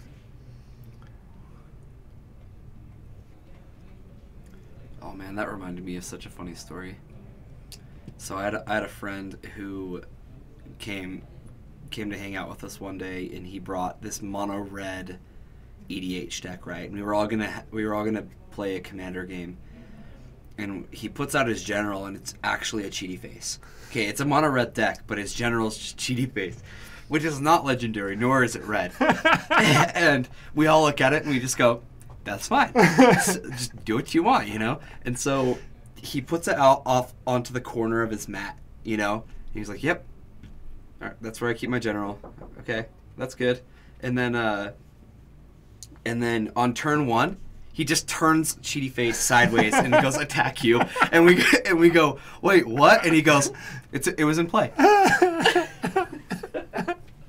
Hold on a sec. That's a good time. Was my note legible? Yeah. I made it really big. Yeah. Hoping it'd be read over. I even thanked you on stream. I just wanted to make sure because I know it's like hard. It definitely is. That's funny. Zach comes over to the door and he's like, "Was my note legible? Could you read the Blood Moon text? Could we read it?" Yes, we could. All right, Glacial Chasm comes down. Bajukabog comes down. Jeff's graveyard is gone, and the night gets smaller. So 17 life. He's got a Excavator, which is a what? A 3/2, a 2/2, 2/1. What's Excavator? Ram up. Blitz Royals, thanks for the follow. Appreciate it. Hopefully next time you join our stream, it won't be so choppy. Sorry about that. It will get corrected. Oh, but I didn't finish my story. So Oh, later, okay. later, Cheaty Face gets killed, right? Yeah. And then, so it went back to the general zone. Yeah. And then, the very next turn, it just goes to his turn, and he just turns Cheaty Face sideways, and he's like, "Attack!" And we're like, "Dude, we saw you put it into play. Like, it's not in play." And he goes, "It's in play." I just attacked with it. I didn't move it from not in play to play. You guys never caught it. I kind of like this. I It mean, was hilarious. Once. Yeah. Was it at least a foil Cheaty Face? I can't remember, but it was absolutely hilarious. We were all just okay with it. I mean, what is it, a 2/2? Like, attacking? Like, okay. I like it. It's like the best Raging Goblin ever. Can't be countered ever. Constantly in play. You just kill it, it goes to the general zone, just like... Yeah. Yeah, Cheaty Face is amazing. All right. Knight is going to sacrifice a land that's going to get wastelanded, but it's going to grow the Knight. Yeah, that it is. This is kind of a weird board state, right? You got Glacial Chasm on one side. You've got all the wastelands. You've already got stage. Jeff, though, can answer. If he makes a 20/20, he can, as long as he's got an untapped Knight, right? He'll be able to sacrifice land and go get a Krakus or... Either Krakus or he could get his own Thespian stage, like once the Dark Depths comes down. Yeah. There's some things that could happen. Yeah. But all those wastelands make it kind of a one-off thing. Ooh. So we have a little trick here where Jeff was able to tap his planes, sack the planes, go get a land to get another Knight. And play the land off the Magus of the Crucible. Yeah. And there goes the Savannah. All right, Glacial Chasm, slow and painful death. Life of the Loam, loaming, what it does. There's a Dark Depths. A From the Vault lore Dark Depths because meh. Because of the lore. Right, because it has a story attached to it. Why? Yeah. Meh. Ah, I'm gonna Bajukabog. Get rid of that Savannah. It's offensive. It's a non-basic land. Ghost Quarter. Ghost Quarter. Ghost Quarter Plains. Oh, look at this. Ghost Quarter No of Forest. basics. And Bajuka Bog. Figured it out. Got there. Found it. Take that. Had it. And he can reoccur Bajuka Bog by wastelanding the Bajuka Bog and then just playing it again. Off of... It's Loam that he has, right? Yeah, Life of the Loam is a fair card in Magic. I think you were in our chat the other day just talking crap on Loam. Yeah. Because it's busted and dumb and... It doesn't do anything. It just gets lands. Yeah, it just makes this totally silly. I get to draw 3 every... So if they printed a green card that said 2, draw 3 lands, the card would be banned. Yeah, it probably would be. But this card is worse than that because you get it back. It's worse. It's worse than a 2-drop draw 3 that's green. Oh my goodness. It's an unfair Magic card. It doesn't exactly play fair. No. No. But it wouldn't be good if there weren't so many good utility lands with it. Yeah, right. And it wouldn't be good if it wasn't Dredge, right? Mhm. If you couldn't just get it back as easy as you can. Yeah, If you had to if Snapcaster it back or something like that, Yeah, if it didn't have Dredge, the card would be then it would be fair. Probably- like other Magic cards that probably are fair. not even played. Probably not, because Probably there not. are some cards like that. Isn't there like a Weatherlight card that lets you get some lands back? I'm not sure. Oh, do I have any flyers to go with the salt? I do. Life of the Loam, broken card. Fries. Fries. There we go. I was gonna say some flyers. Yeah. I understood what you meant.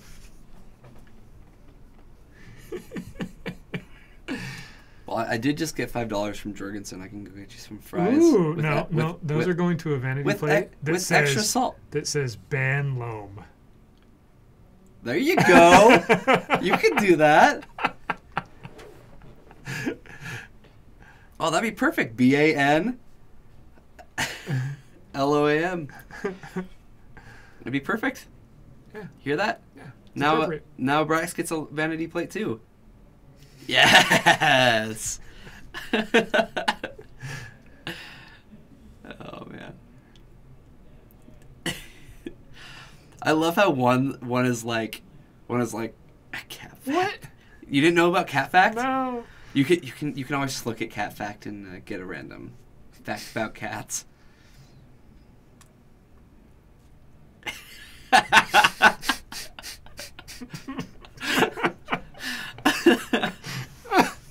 We'll send a construction sign to WTC. I like that. That was fantastic. The band top sign that was out in front of the parking lot. Unsubscribe cat facts. Unsubscribe Yes, cat yes, facts. please. Oh my goodness. Do you have to put an exclamation mark in front of unsubscribe to get rid of? Oh, that's hilarious. Who brought that into our chat? Captain QC did. CapEx is the main use of MTG bot. Oh, that's hilarious. All right, Glacial Chasm is gone. You get all. See, you only get lands. Yeah, you only get lands. You only get 3 of them a turn, and you get more fuel in your graveyard to. Yeah, you guys are not going to win this argument. It's not even an argument, really. It's just a simple fact. It even sees play in Modern Dredge. It's a deck that like practically doesn't care about lands. Right. It's only good because it gets you a massive amount of cards in your hand, so you can conflagrate. Oh, Life from the Loam is amazing. I love how it's like one of your least favorite cards. It's probably like in my top 10. So, to be fair, I didn't really like. Yeah, you can still only play 1 land per turn. Yeah. It's exploration that's the problem. Oh, okay. Exploration. That's the problem here. Yeah, because if you had 2 explorations out and no Life of the Loam, stuff would still be busted.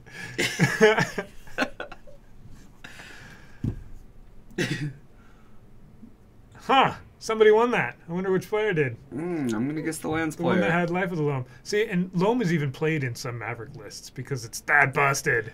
I've actually run it out of the sideboard of Junt before Goodness. because it's so good for the grind. Where are we? What happened to this? We lost this. So we're at... We got to be fairly close on time for game 3 here.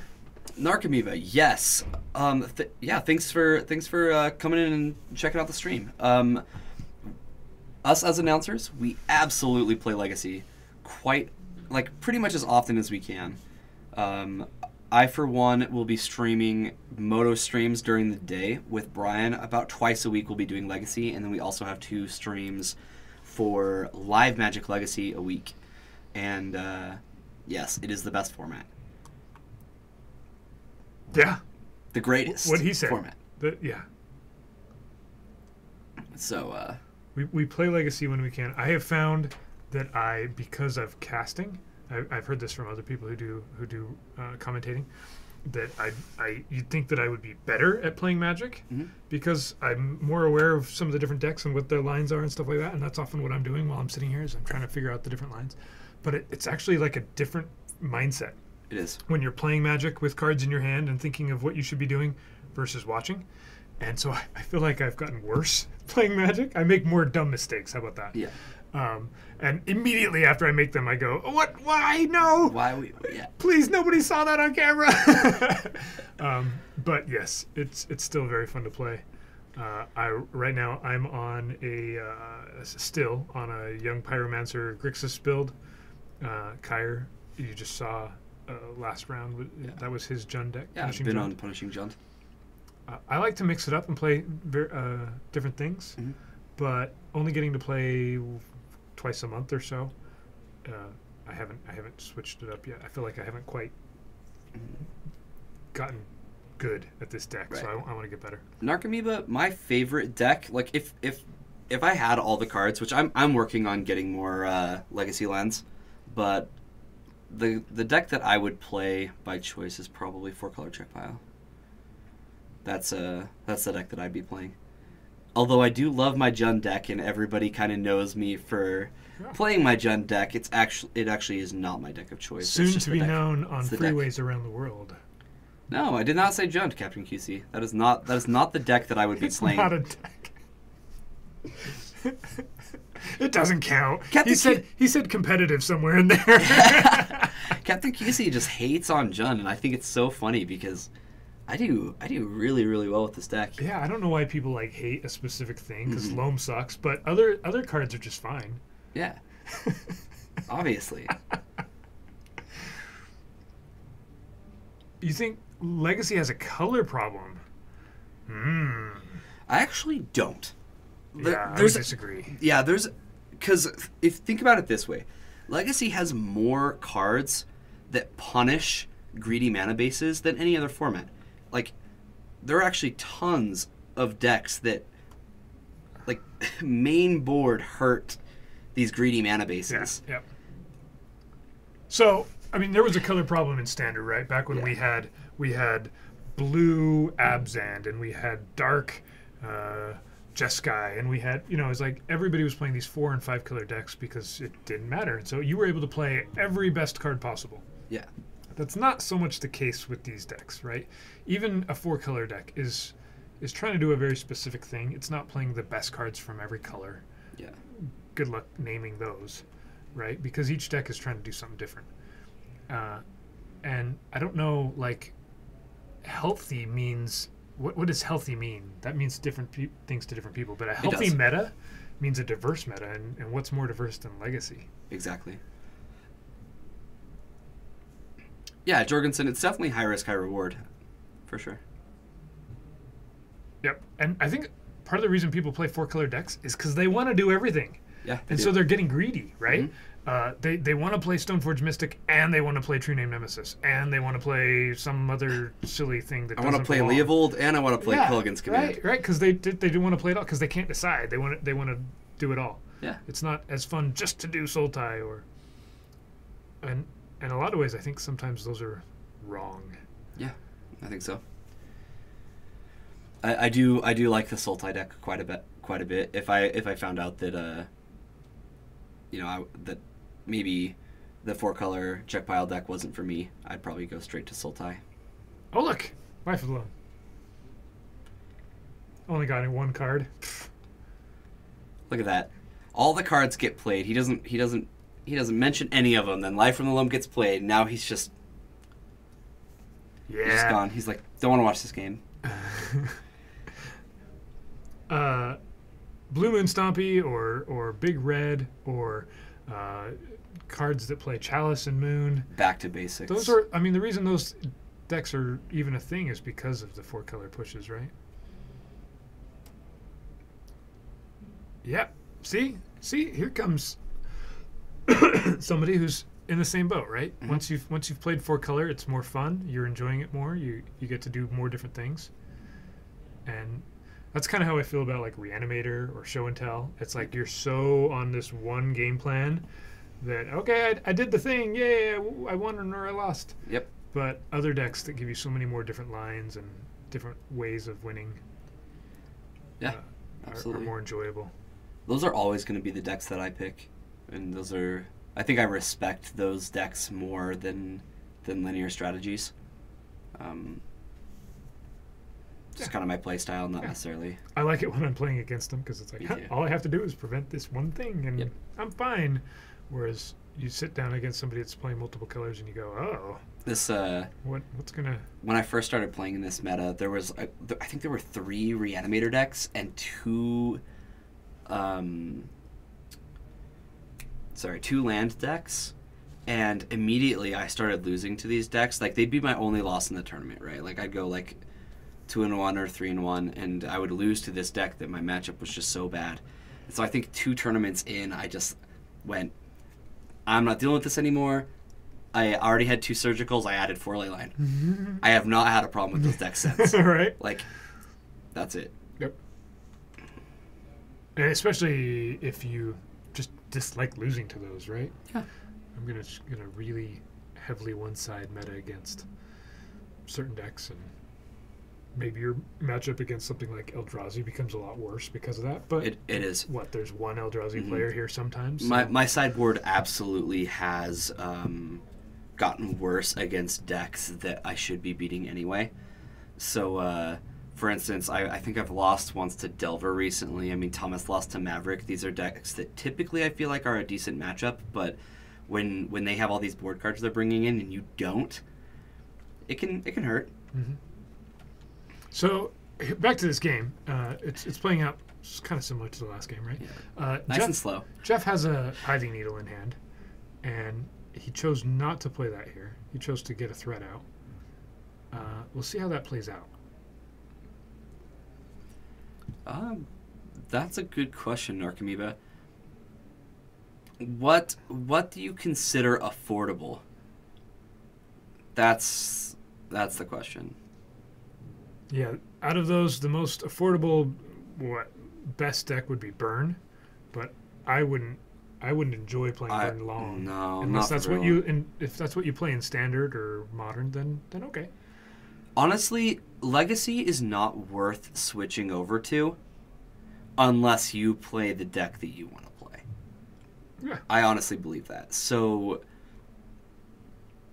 Yeah. The video's been lagging all night long, and we're very aware of it, and we're gonna get that fixed. But if we tried to fix it right now, we'd have to stop the stream and mess around with it. So we'll get that fixed for next time. yeah, Manaless Dredge is another really cheap one. I think it's about $250. It is very linear though, and loses to every graveyard hate card. It can win on turn 1. It can, yes. But you got to enjoy that type of thing, right? Yeah, you have to love it. At least with Burn. Burn is actually a challenging deck to play. It's not. Some people think that Legacy Burn is, I'm just gonna shoot you in the head. No, it's actually, there's some decisions to make. And, There are quite a few actually. and it's not always clear. So that's, I guess that's maybe a good place to start as you learn the meta and what decks do. That's a big part of Legacy, right? Is understanding what the other decks are trying to do and how to sideboard against them. Yes. Yeah, that's a really good point. I hadn't really considered that just because Burn gives you the most options of all the cheap decks, that maybe that is the best way to go about it if you're trying to make it affordable. Sure. Okay. It's easy to play, challenging. Yeah, that's kind of what I mean, though, right? It's not. Yeah. It's not simple. And it's also not a tier 1 deck. It's definitely not. You see it win tournaments, but that's because a lot of people play it at big tournaments, right? It's the one that they can afford, and so there's often more of them around, which skews the numbers a little bit. In paper Magic, absolutely. Yeah. But realistically, you can usually build a deck. I think like a standard Grixis Delver deck is like what, 2,000, and almost all of the cost is in the lands. But once you have the lands, you can switch decks relatively cheap. Mm-hmm. So I do think there's kind of like an entry cost to get into Legacy of about $2,000, and once you're in, it really isn't that hard to switch around.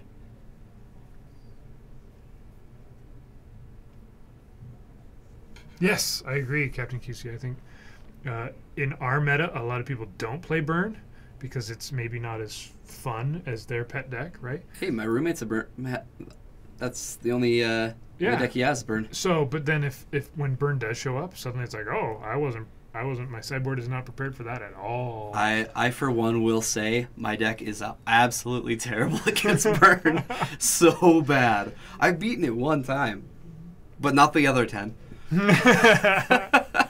Yeah, I've made some mistakes against Burn because I've played against it so few that recently when I played against it, I was like, I could have won that game if I had known what I was doing. I just remember starting a game one time where I'm like, turn 1, Deathrite Shaman, and he goes like, turn 1, like Lava Spike you or something like that, and I went, that's fine. I have Deathrite Shaman. You know, like I'm gonna be able to gain some life. And then I played another creature, and then he just went like, burn spell to your face again, and then I realized very quickly that my Deathrite Shaman was never going to have a target. And I was like, oh, I'm actually like really in trouble. Yeah, the video has not gotten better, has it? No, it has not. Goodness. On the bright side, the audio's there. Yeah. And you guys are still hanging out with us, so Tabernacle comes down. That's a inexpensive card right there. yeah, I mean lands is like super cheap, right? Yeah. Well, most of it isn't actually horrible. It's just that one. No, it's like one of the cheapest decks in Legacy. Like it's only like $1,000 for that card. Right. Just for $1,000. Mhm. That one. Yeah, just that one. And it pays for itself though because it taxes your opponent. I had never heard that before. When do you think Paul's gonna actually get all that back? Well, it's really slow because it's just like one Yeah. one per creature per turn. Let's omit the rest. My deck is actually horrible. ... It doesn't matter after that. My deck is terrible. I only have like a 65% win ratio with it. Awful. Thing Needle Pihitting? probably says Ghost Quarter. I guess he knows some of the other lands that Pithing? I like that. Pithing Needle? Captain QC's response. That's fantastic. I like it. Yeah, that's fantastic. Gamble. What do you gamble for when you don't want Life of the Loam? Usually a land that you want in the graveyard. Gamble usually just says, see, this is even less fair. Here's this card that you can go search for with a 1 mana red tutor, Yeah. and you put it either in your hand or your graveyard, and you don't care which one it's in. In fact, you prefer it if it goes to the graveyard, but your hand's fine. His hand's large, and he probably wants the Pithing Needle off the board. He's probably grabbing a Croson Grip. Oh yeah, I'm just saying in general terms, the fact that there's Life of the Loam in the same deck as Gamble. Totally fair. Get exactly where you want. Yeah, exactly. For one. Any other color, you make that a blue card, it's banned. Yep. You make it a black card, it's restricted. But because it's red, we'll let it go. Let it go. Yeah, we got some lands here. Sorry for the choppy video, but we've got some lands. That we do. And we're on game 3, actually. I'm pretty sure. We jumped into this round a little later than we were watching a different match. But I'm pretty sure we're on game 3. And Tabernacle is being... You know what's one of the meanest parts about Tabernacle? is it gives your card. yeah, your cards get the upkeep, right? So if you forget, it's not Paul doesn't miss a trigger. You missed the trigger, and oh, goodbye, creatures. Even though the thing that's giving them is over on his side of the board. Oh, and the other thing that I hate about it destroys the creature. Exactly, Jorkins. It'd be restricted, I'm pretty sure. Wait. Okay, so Tabernacle destroys the creature? Tabernacle destroys the creature. Okay. This is relevant because guess what? Once Merit Lage comes out and it's like, hey, look, a creature on the land side, you don't have to pay for the tax because Right. Tabernacle destroys an indestructible creature, and it's like, okay, big deal. So we don't actually know what the needle is on. I'm guessing it's on Ghost Quarter, but I'm not 100% sure on that. Yeah, it could be on a lot of things. We've tried listening in before and having like headphones on where we can hear, but it ends up being quite a bit of work for just the occasional card that Yeah. often it's pretty clear what card it's on. Maze of Ith came down after, but I think Jeff knew that was in hand, so he may have named Maze of Ith. It could be on Abandon Hope. You're right. That would actually be pretty awesome. That would We're be gonna cool. play this needle. What do you want to name? Abandon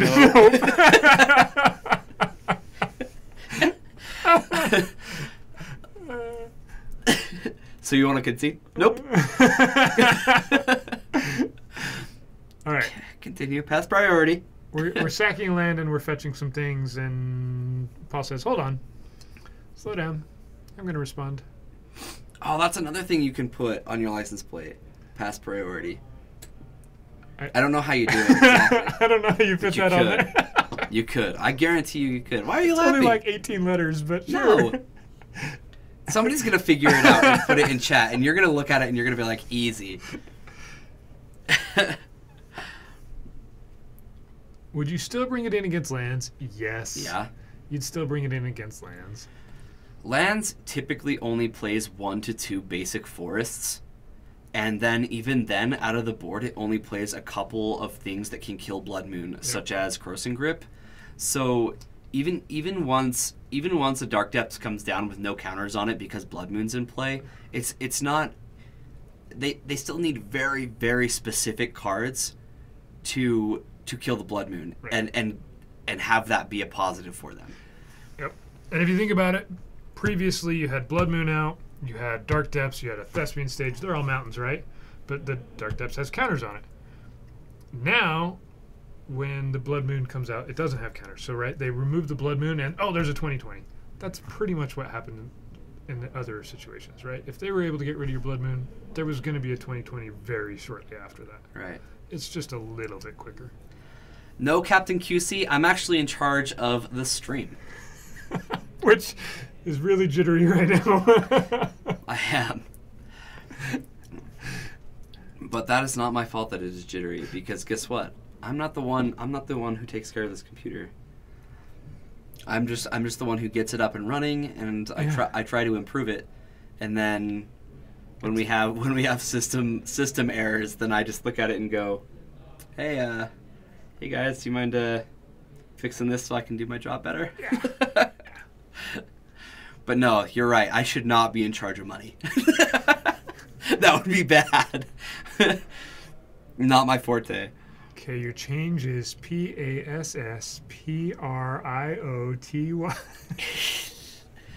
There doesn't need to be 2 S's. Okay, just one S. My deck is bad. It's just a bad matchup. What do you think about Every Ancient deck Grudge has that though. and liquid metal coating instead of Crows and Grip, specifically in lands? I don't think it's going to be that relevant. Think of how many decks actually run Blood Moon. There aren't many, and enough of them have it coming out of the board. I can't see like 2 cards coming in that have to be there together being relevant against 1 card that comes out of an opponent's sideboard. I just can't see that being relevant. All right, Paul's at 1 life. Can he? Oh, he can life it alone. He can get back the Mazavith. And we went to a scoop phase. So that may have been time. Yeah, it may have been. Jeez, Captain QC, you have been relentless today. I mean, don't get me wrong, I deserve it, but... Jeez. It's not as bad as Loam, though. No, it's not. See? I converted him.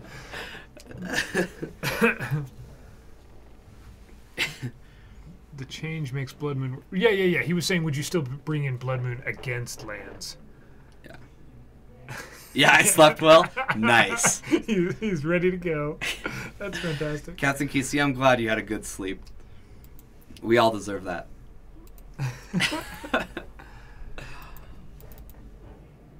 I actually don't know who won that, but I think we'll find out based off of who we see in the next round. Yeah. Or if they maybe just drew. In fact, we might have 2 players at 2 and 0 and 1. Mm-hmm.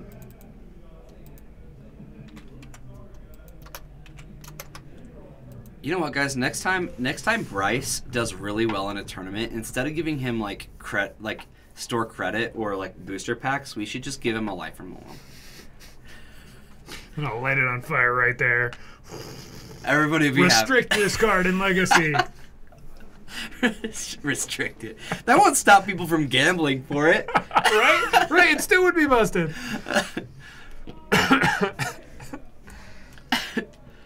Goodness. All right, we've got pairings up, and we've got some players not sitting down yet. Yeah, I can understand that, Bethalha, but I still don't think it's the most optimal thing you can be doing. Give us all your loams. You need to make me feel it. Paul won. Paul versus Thomas. We're gonna see Lands versus Jund. You guys ready for this? This is not a good matchup again. Although, last time I was able to beat Paul, which I think was the first time I've ever beaten Paul. He's a really good Lands player. Then we have Jeff versus Aaron, which I think that's Maverick versus another Stoneforge deck. Alright, but we don't know who's sitting where. I'm not sure yet. Our players have not quite sat down yet. They're patient. Yeah, well said, Jorgensen. Exactly. It's just hard to bring. It's hard to make more slots in a deck like Lands. Yeah. That was my thought too. I don't think that's what you want to do. Right. Playing that in TEDs would be fun. Like I could see doing Ancient Grudge instead, so you could gamble for it or something like that. Does that work? It might. I'm just... Jerlo, I'm pretty sure that was time. So, I want to say Jeff and, Oh, no, Ancient Grudge is just destroy an artifact. So that artifact. Yeah, so Jeff and Paul are 2-0-1 going into this round. So we have 2 players that are 2-1 playing up. So look at that. Jund still has the opportunity to win the tournament. Look at that, Captain QC. Watch, Jund just gets wrecked, and then I feel it. Yeah.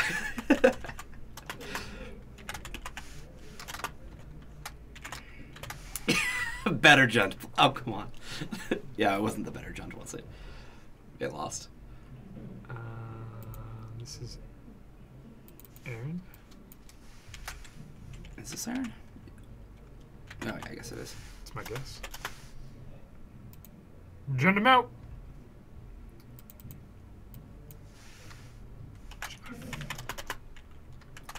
You just changed it from Thomas. Didn't you? Yes. Oh, okay, I see. Because they switched tables. Okay, gotcha. Here we are.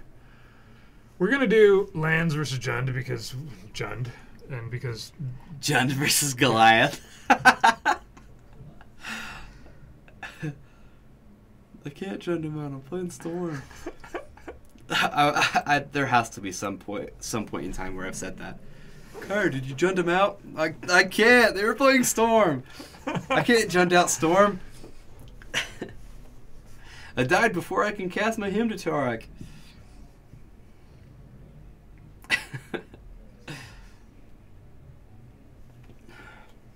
All right. We've drawn some cards. Yellow versus brown. This is the most exciting part of the game right here when the players say, I'm going to mulligan. You say yellow versus brown, I'm going, you want to know what's weird? These are my high school colors. Yellow sleeves versus brown sleeves. Exploration into a gamble.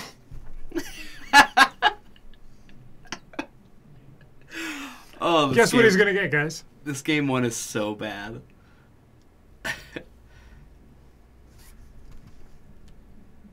Oh. That's awesome. I like it. The inside from Learning magic Ready Run? jokes. Yeah. Okay, gotcha.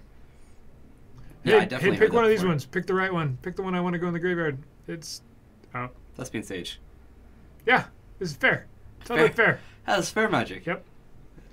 He's playing with all the restricted cards. I'm going to play this land. Now I'm going to play that land. Now I'm going to play Wasteland. It doesn't matter. It doesn't matter. You're behind no matter what you do. Go, little John Deck. Wait, go. wait. Paul's going to win like next turn. Hold Yeah, on. pretty much. Hold on. Yeah, he's got a really good hand. Okay. It's not what I expected him to do, but all right. Now he has to cast that loan before he can dredge it. Yeah, pretty unideal. Yep, just bad. Look at this line that he has to do. He has to play a Ghost Quarter It's so terrible. to go get a basic. He doesn't even have to lose a life to do this. He can just get a basic. Yeah, that's a Bloodstain Mire, right? The Yeah. Bloodstain Mire Invocation and the Wooded Foothills or Masterpiece, Expedition, whatever they are eerily similar So look, from look this at distance. look at all those lands that he can get back though. They can't even tap for colored mana. They're so bad. The good ones are the ones you don't have to pay for. Hmm. So Paul's on the. You have how many basics in your deck? 2. 2. Oh, there's one of them, and there's the other one. And next turn you're gonna have none. Paul knows my deck pretty well too. He's beaten it a So couple times. he could have, if he'd wanted to, he could have played Dark Depths and Thespian Stage. No, maybe he doesn't have Stage. Yeah. It's in his graveyard. Okay. And sure, Thomas has a Wasteland, right? But he could have gone for like the turn 3 win, or so. I don't know. Yeah, math is relevant. In main board, there's nothing you can do about it either. Yeah, you just die. Yeah, without a Deathrite Shaman, there's just not a lot you could do. This might be a Liliana. I doubt that's going to do anything either. Yeah, probably doesn't matter. Paul's like already sequencing how he's going to destroy all these lands. He just discards a card. Yeah, I don't care. Maze of It goes to the graveyard. I'll get it back. Yep. I've got a Life of the Loam in the graveyard. You did nothing. Okay. Into Dark. Guys, this is totally fair. Yeah, fair magic. Yeah, Exploration, Gamble, Life of the Loam. Hey, look, Life from the Loam's back. Paul's not going to draw another card for the rest of the game. Why draw a card that you don't know what it's going to be when you can just draw draw Life 3. from the Loam every time? When you can draw 3 cards, yeah. If he's really a lands player. So that's where we're going. See, this Liliana didn't even get counters on it because it doesn't matter. Oh, how much would that take, Bryce?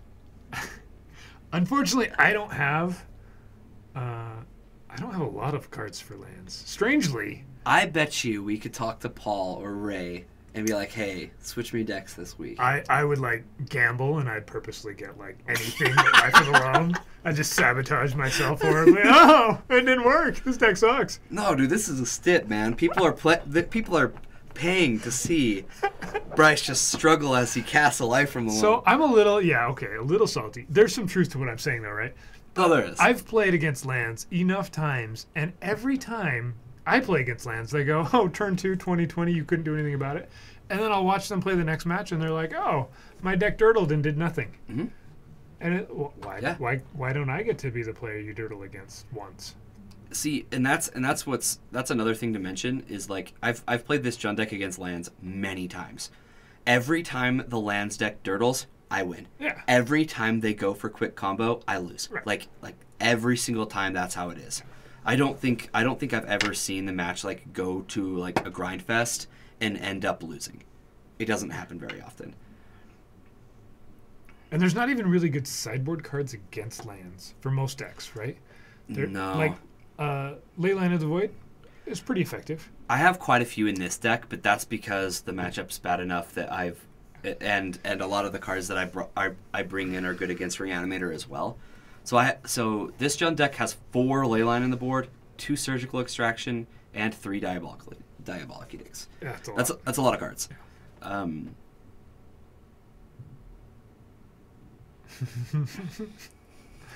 So, on one side is a token, and not much else.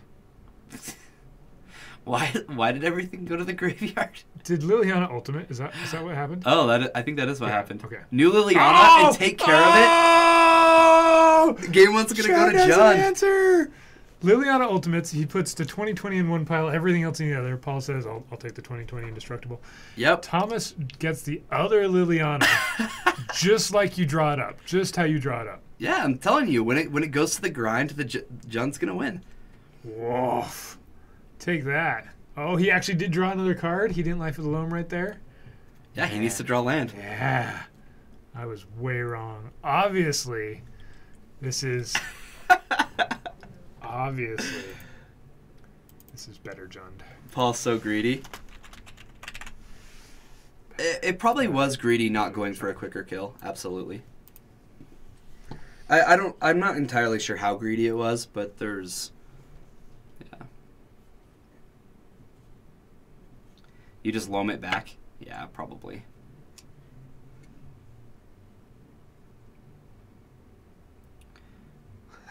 Game's still not over.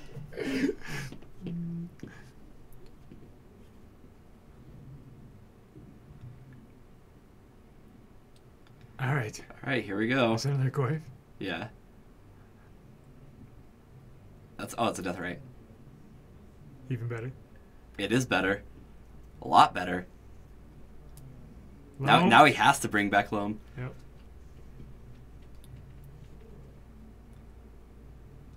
You can only play Loam. That's all there is to do. You can get back a Maze of Ith. And Yeah, Thomas played to his outs, and it actually paid off. what? Wasteland? Take out the Bayou? Nope. He's gonna go for the get back Punishing Fire.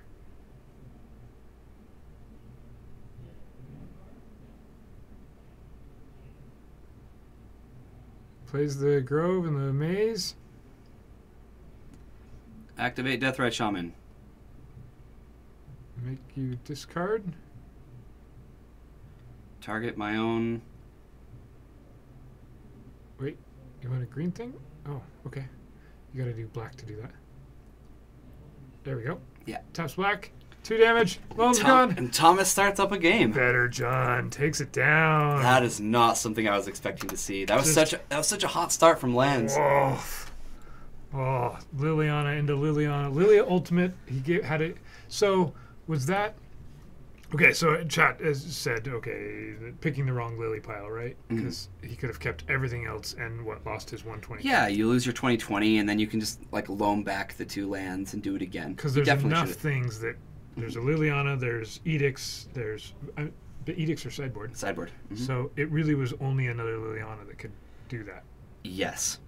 Yeah, it was definitely not the correct play to do that, but at the same time, Okay, using my trademark. Jorgensen and Captain QC, we just saw Jund win a game versus one of the better starts from lands that you can possibly see, right? Yeah. Exploration into gamble, getting loam, and then Paul chose to go ghost quartering instead of quickly putting out. First off, Captain QC, sorry to be that guy who corrects people, but that is a title, not a sentence. Jorgensen, please do not call your lawyer. That guy's a jerk. We'll fix it. We'll fix it. There we go. Ah, nice fix. Yeah.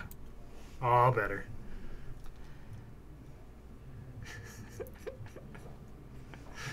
People are going to come in here and be like, what makes this Jund better? It looks just like every other Jund. It's just punishing Jund. No, you... I'm pretty sure you trademarked this Jund. I'm pretty sure that's how it happened. I didn't actually see any writing. You just said Jund versus better Jund. Here. I got this. Okay.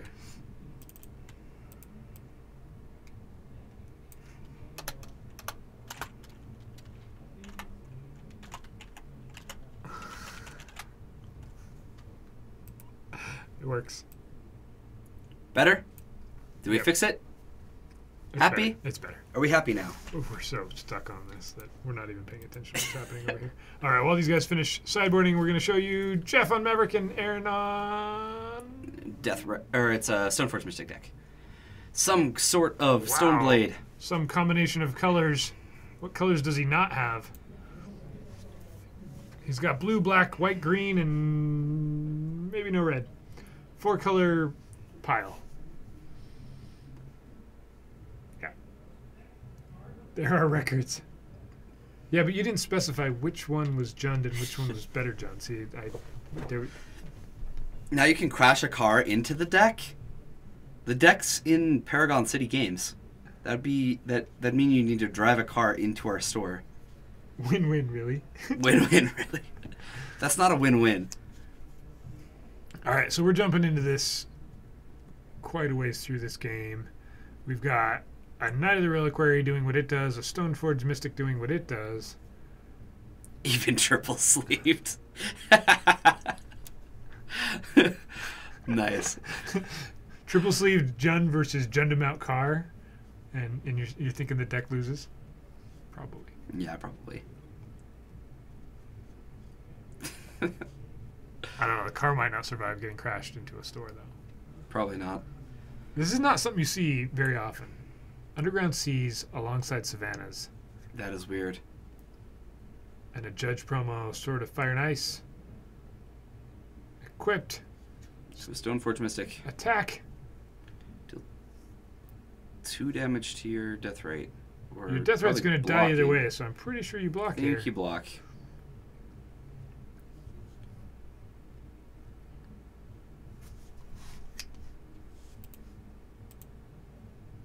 All right, our other players are... Let's just see how this block plays out. Not that we are going to know.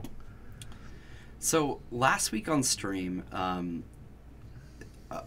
one of our viewers, he goes by Wickelmack. Yeah. That's actually Thomas. Right. And he was telling us that he had never lost a match in our store. Today he did. Oh. He lost to Maverick. And he also told us that he was going to play Elves this week, and then he ended up borrowing my deck. Which is So we shouldn't trust chat, is what you're saying. No, we shouldn't. Ah. That's actually not where I was going with it at all. But now that you mention it, no. We shouldn't.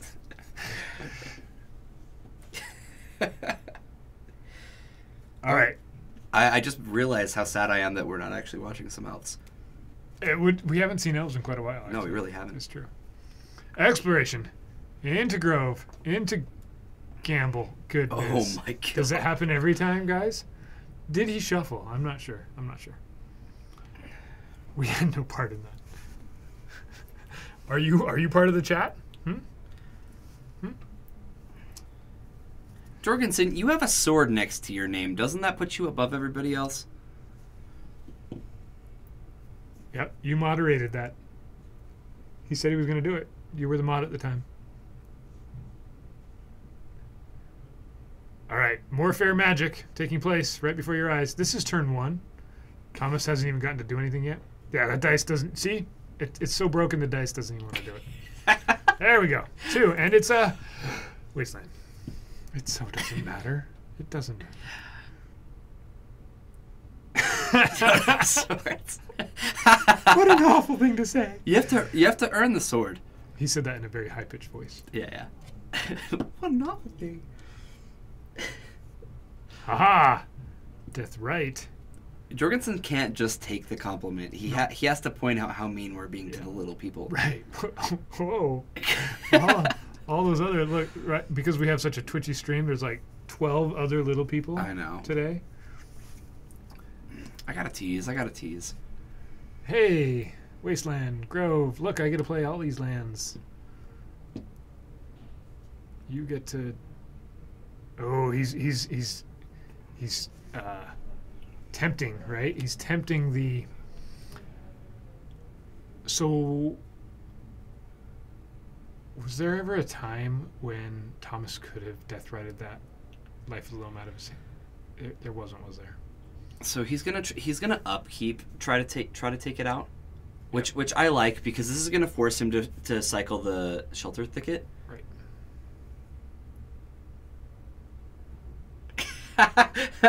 You're right, Jorgensen. I did the work. It makes you look like a better person. I'll be the bad guy.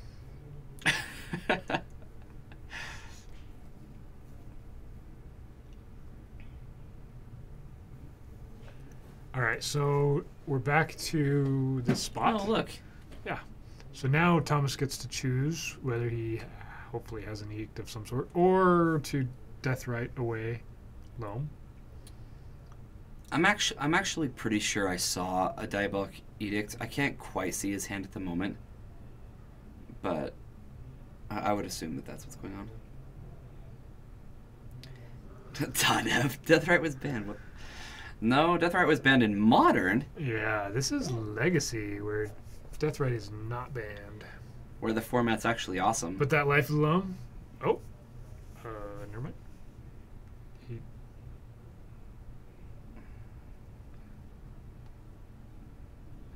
Don't steal the only thing I have. Yeah. Yeah, so if Deathright was banned and this was Modern, we've got more problems than Deathright at this moment. There's some revised duels, there's some Dark Depthsing, there's Life of the Loam, which should be banned in all formats. Right? Like, all these things. All right. 2020 attacks for 20, and Look that's at that. lethal. He had a Lethal. fast start and just died. Yeah, weird. He didn't have the perfect Liliana into Liliana answer this time. So that's 1-1. Any Ixalan cards in Legacy? Yes. Search for Azcanta. Search for Azcanta is being tested out in a couple different It areas, is. and most people are kind of like, yeah, I like it. Mhm. It's not like amazing. It's not like format warping, Eldrazi. No, but controlling decks usually on the Grixis side or on the blue-white side. Besides pirates, yeah. Hey, pirates might. No, it's not really a thing, but it's kind of a fun deck to play. Yeah. We're very aware of what's going on, and it's just our potential fixes mean turning off the stream. So we decided to We're gonna tough it out this stream. try and finish it out for today, instead of restarting and turning off and restarting, and we'll get it fixed definitely for next time. Yeah. So our next live stream is on Friday. It will be fixed by Friday.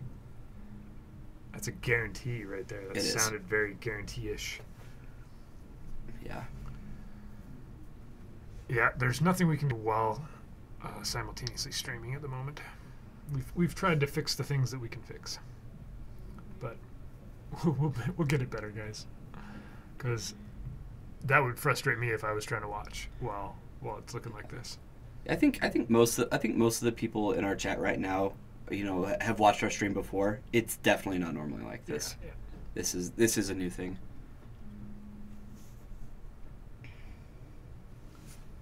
So our other match is just getting started on game 2. These guys, we'll show you some magic while there's magic being played here, while the other match shuffles.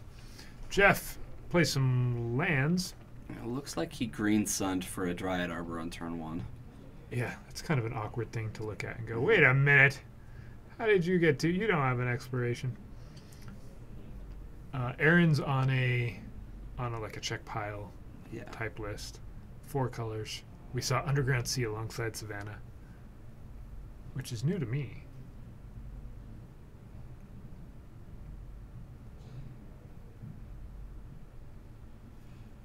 Yeah, some ancestral recalling. Mark Poole was here in Salt Lake City not too long ago. I actually don't know what Maddie's talking about because I want to say when that went up, he was talking about the Mox Opal mat. I can't tell.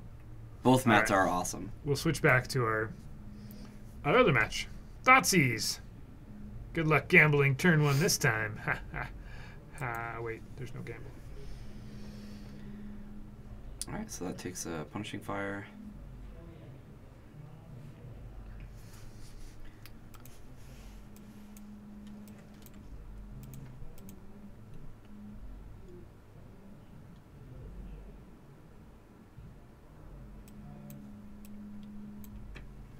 Ixalan Binding on Enchantress. You drop it on turn 3 due to acceleration. It's a good answer to Leovold. Yeah, I can see that. Yeah, it's probably an answer to a couple things. Not only that, but we've actually seen Cast Out in a couple Legacy decks as well. So that's not the most surprising thing in the world. However, Cast Out is commonly utilized for its cycle ability. Let me do that. You're currently playing Rough, like Rough and Tumble in Blue-Red Delver.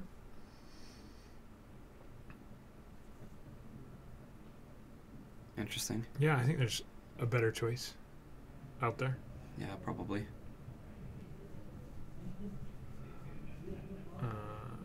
Because you're getting to Pyroclasm without hitting your flyer. Maybe not. I guess what's that in there against? It's for Death and Taxes specifically. All right, there's the Deathrite Shaman. Grimflayer is not getting to do any flaying. Yeah, that is Grimflayer in Legacy. This is actually my deck that's being played. I run 3. It's really effective when it actually gets to do things. Yeah, I've had it be an all-star. It's fantastic. Oh yeah, sure. Young Pyromancers and the yeah. And Mentors. See, I was specifically thinking of all the decks I play against, not the deck I play.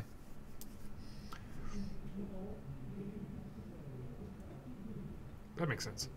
Mm-hmm. Sure.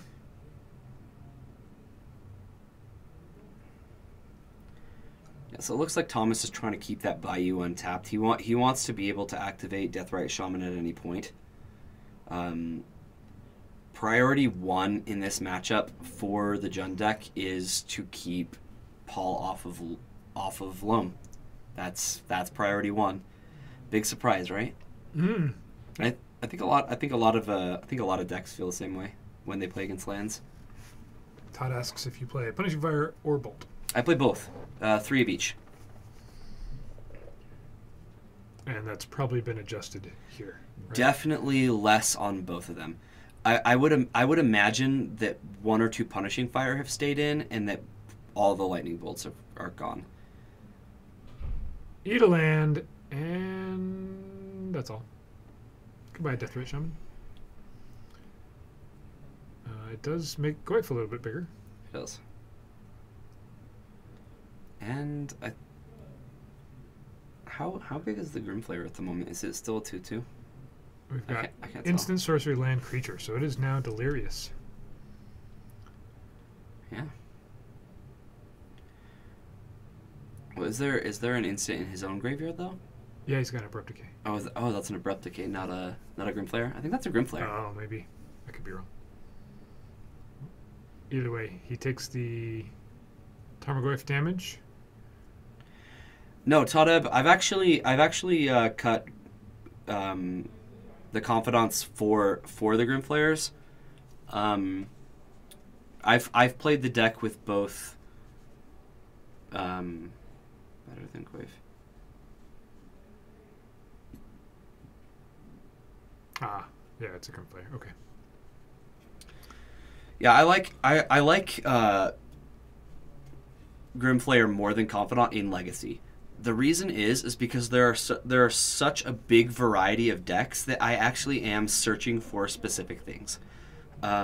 Since Grimflayer digs a little deeper on its hits, that's what I'm looking for. Not only that, but it can put Punishing Fires into the graveyard, and there are times where the deck just needs a beater, and when you only have 4 Goyf as a beater, that's just, it can take too long to find one, and so I have 3 Grimflayer. I've really liked them over Dark Confidant in this deck. I don't think the difference is like way big though. And why not Flare and Bob instead of Goyf? There aren't. Oh, instead of Goyf? Yeah, like Flare alongside Bob. No Goyfs. The same reason I said, like, you really do want to be able to put your opponent on a clock, and Confidant is never good at that. So I choose Grimflayer and Tarmogoyf. I want to be able to apply pressure.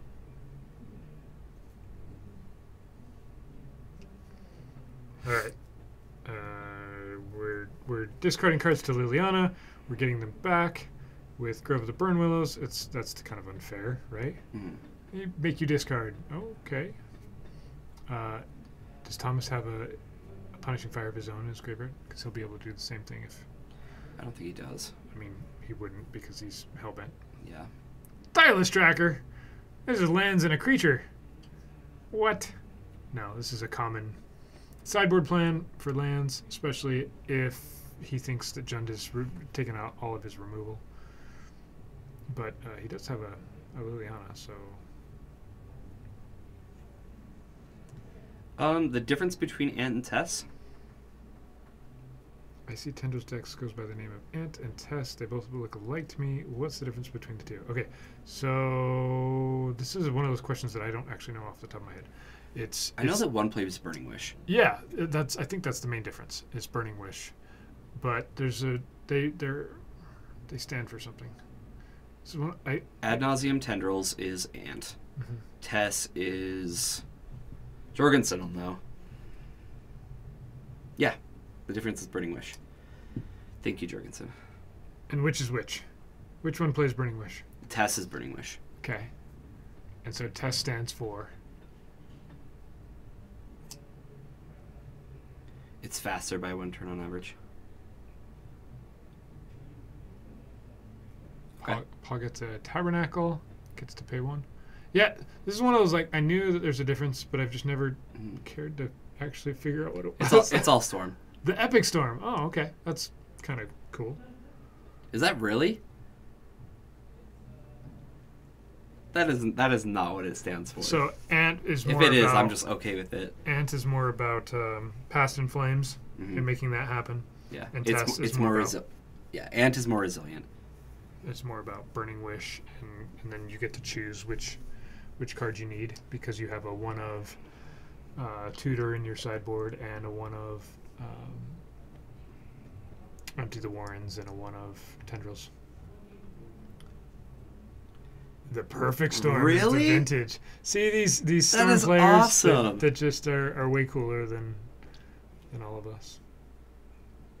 Except they play Storm, so they're really not. Oh yeah, I always forget about that. Cool. I like it. Now I know the reason, and I'll forget. That's really cool. Thanks, guys. Life of the Loam does its thing. They play quite similarly. You kind of play against them similarly, but I can see it makes sense why you really want to know which one you're playing against, right? Right. Because of the importance of worrying about Past in Flames versus Burning Wish, and whether you side in Counter Magic versus Graveyard Hate. Yeah, I think this is gonna do it. So Paul's gonna take this one in 3 games. I'll take a look at our other match, see if we have any more Magic to show you. It looks like we do not. We do? They unsideboarding? I can't tell if they're sideboarding or not sideboarding. I think we're sideboarding. TheEpicStorm.com I'm ready. I'm ready. Are you?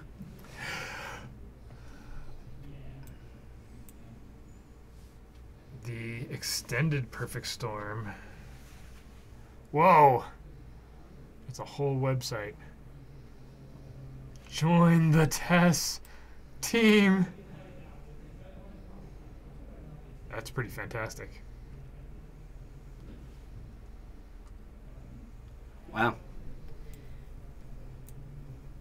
Card choices, resource links, sideboarding guide, articles, a history of the deck, mathematical data. I can't handle it. Repost that, or no, his goes in, huh? He's got a sword. Yeah, he does. See, that's what you get when you have a sword. Yes, we're gonna re-sideboard. Did Jen got there? Jand did not get there. Jand? Did we just both call it Jand? Jand did not. Nope. Jand. It's no longer. There's no U. There's no A. It's just Jind. Jind him out. Jind him out. No, it did not get there. We're gonna call Aaron's deck 4-color something. 4-color Stone Bay.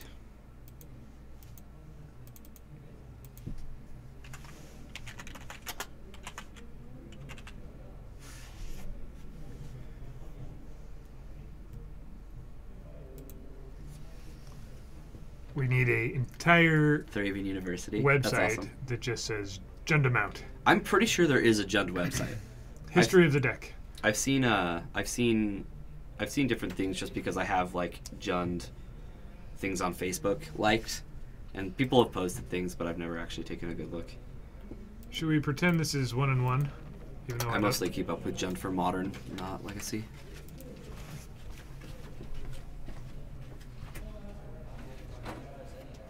Is Bloodbraid Elf still the best 4-drop in Jund? Tadeb, you're talking? So you're talking about? Well, let's put it this way. Yes, I play 4. Is there another 4-drop that you play? No. No. There isn't. So, and you don't play Chandra or? No. That's not a thing. No. Bloodbraid Elf is amazing. Yeah. It is the best card you can cast in Jund. Whoa. Cool. All right. So these guys, yes, they were re-sideboarding. We're on game 3, and we're shuffling. That we is.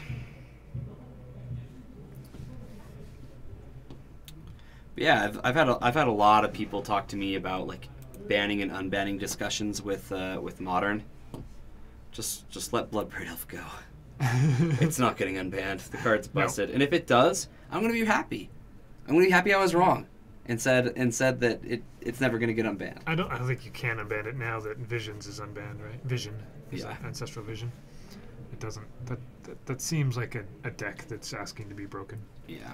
Maybe it wouldn't be. I don't know. Maybe that's not where you would go with it. But you just play Jund, and except at the moment, Jund is not as strong as it was, right? Mm-hmm. But I could see throwing Death Shadow into a Jund and making it really good. And yeah, Tada. So think about Jund this way: it's basically what modern Jund would be, but with a legacy mana base.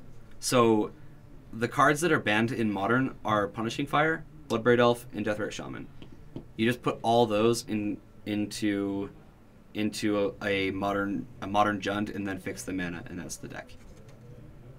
Outside of Hymn to Tarok, you also add a couple Hymn to Taroks. There's a primer for you right there. Modern Jund plus all these cards that were banned, because Jund was really, really strong in modern once upon a time. It was.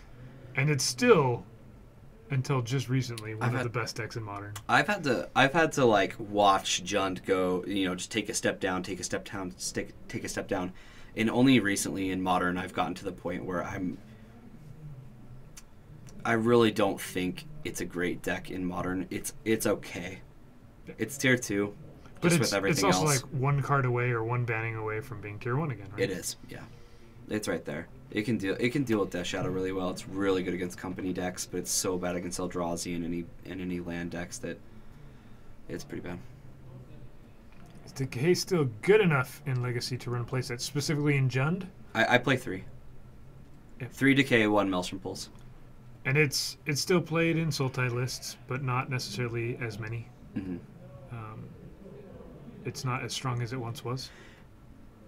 The biggest thing that changed the power level of Abrupt Decay was the printing of Grimmack Angler in the delve creatures. They have really hurt the effectiveness. Alongside Gristle. top being banned, right? Yeah, So Gristle counterbalance. Brand and like there's a lot of things that dodge it super well. It was one of the ways that decks could deal with counterbalance, right? Mhm.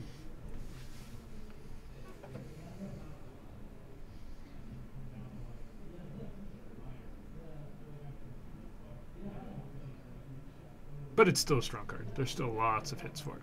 Absolutely. When you're playing Sultai, I like it because you can deal with a Chalice and or a Blood Moon. Often you'll see decks that have specifically a forest and a swamp still alongside their Abrupt Decays, and that's because of Blood Moon. That is literally what Judge runs. Yeah. One of each.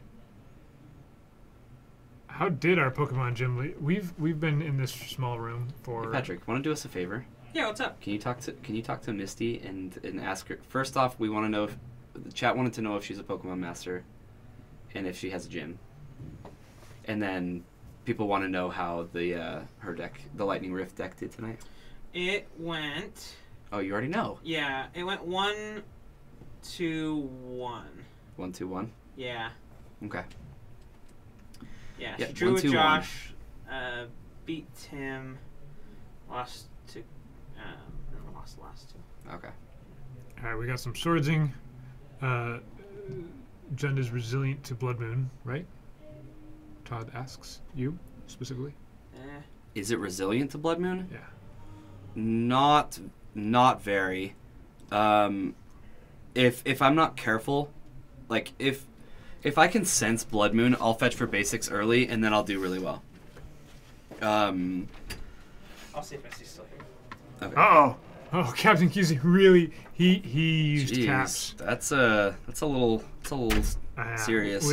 So Jeff Hoogland's been playing Green Black Tron in Legacy. Okay. I got paired against Green Black Tron in Legacy last Friday, and made a massive error. Otherwise, I would have won. Yeah. But I was surprised to see it. I wonder if that was the inspiration. Post isn't necessarily better than Tron. It probably is a little bit, but I don't know. This list that I saw. Oh, sorry, that I played against was almost entirely just Modern Jund with like some Bayous and one or two other cards. I have Ugins. Yeah. Which is good. It gives Tron the inevitability that sometimes you get it out and you can't do anything else, right? Mhm. But with you're able to keep going. It was kind of Ugin in Modern was kind of busted. That it was.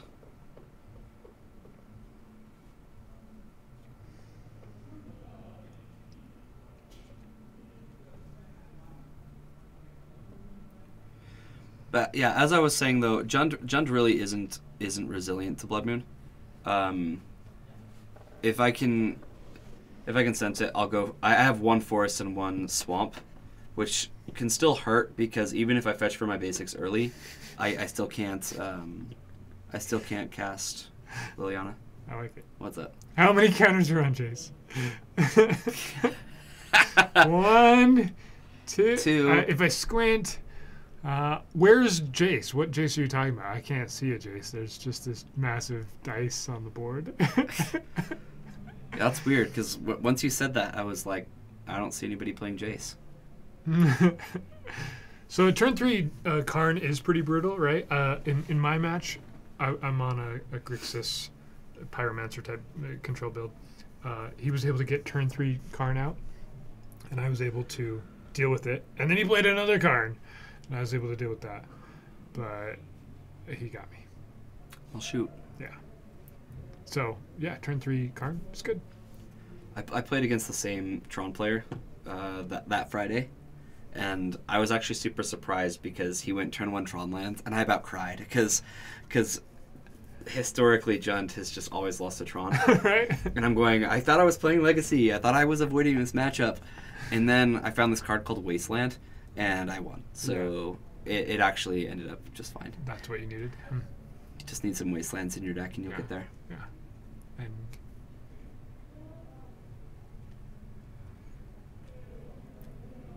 Force of Will is also a pretty solid answer to Right. cards.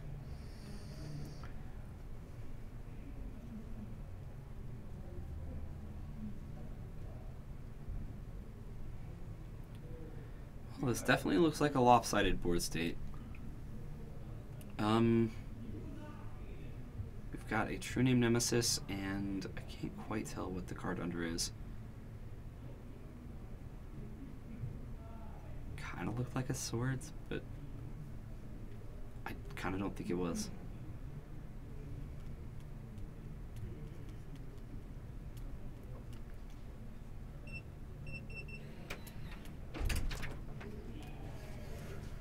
Let's see what he picks.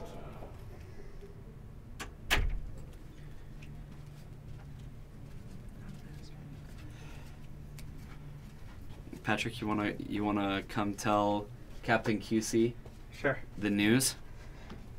All right. It was specifically Captain QC that wanted to know. Hi all. What's up, Captain QC? So she was on her way out, and I was like, Misty, chat wants to know, are you a Pokemon master? You have, your own gym. She's like, no, but I'm a politician. So There you have it. that's all, folks. Just the answer I was expecting. Yeah. Thanks, Patrick. When are we going to start Thank you. stramming Modern? Are we stramming Modern? I don't know. Stramming Modern. So we're gonna be starting hosting Modern tournaments. Whoa. What? You okay? Yeah, Captain QC's funny. Wait, hold on. Oh, that sucks. More importantly, when are you going to drop Modern streams thereafter? Yeah. But thanks, Patrick. Okay, cool. We're gonna be starting them, just running the tournaments in November. On Thursday nights. We're gonna give that a shot. We're gonna do it a little earlier, or was it 6:30 that we were gonna do them I at? think so. If we're gonna, it depends on our turnout. Like if we get doing like 4-round tournaments, yeah, we'll start a little bit earlier. Yeah. So So we're just gonna for start. now at we're starting 7? at 7, yeah. Okay. And then if that picks up, kind of like our standard streams did, then Then we'll start streaming. we'll start streaming it. Yeah, exactly. But anyways, continue with your match. Thanks, Patrick. Yeah. We've been super focused on this match. Of course. Yeah, we really All have along. been. Yep. One frame at a time. That's how One we're- frame at a time. We're gonna drop the Modern stream one frame One at a frame time. at a time. I think right now we're dropping closer to 70% of our frames. No, we're at 77%. So yeah, 20% of our frames are getting dropped. Yep. That's not one frame at a time.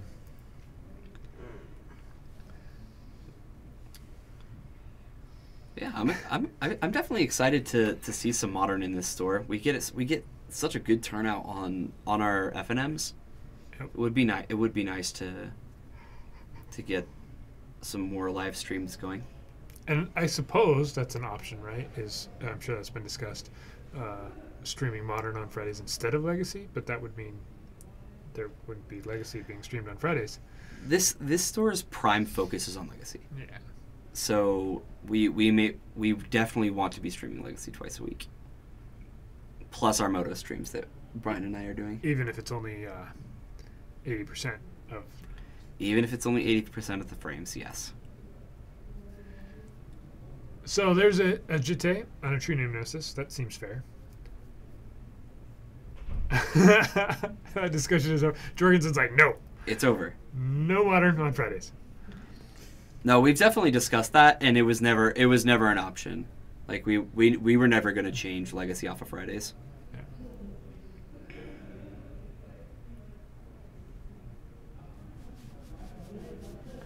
There we go. There we go. Yeah. Yeah. What Patrick Sure. said. Our audience really does want to see Legacy more than Modern, which I don't blame them. Legacy is a much better format. And there's enough other Modern content out there, right? But there There is, isn't a lot of, yeah. of Legacy content where you get to see Lightning Rift versus Miracles alongside. What was the other unexpected matchup that we saw? It was ages ago now. It was like 2 rounds ago. It was. Wait, it was round 1, right? It was Jund versus. Soldier Stumpy. Soldier Stumpy, right? Yeah. Right. Exactly what we expected. Yeah. Round 1, Jund versus Soldier Stumpy, Miracles versus Lightning Rift. It's like your average, run-of-the-mill legacy event. Yeah. Yeah. Typical meta game. Yeah. Sideboard against that, guys. Yeah. Easy.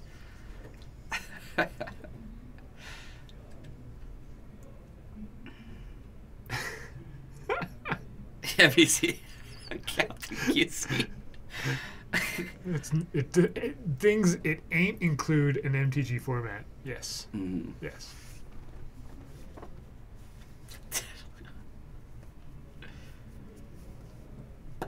And that was just a small sample. Like, often what ends up happening, strangely, is some of the decks that are on camera end up winning, right? And so they stay on camera. Yeah. Whereas there's several other players that we haven't seen today. Right.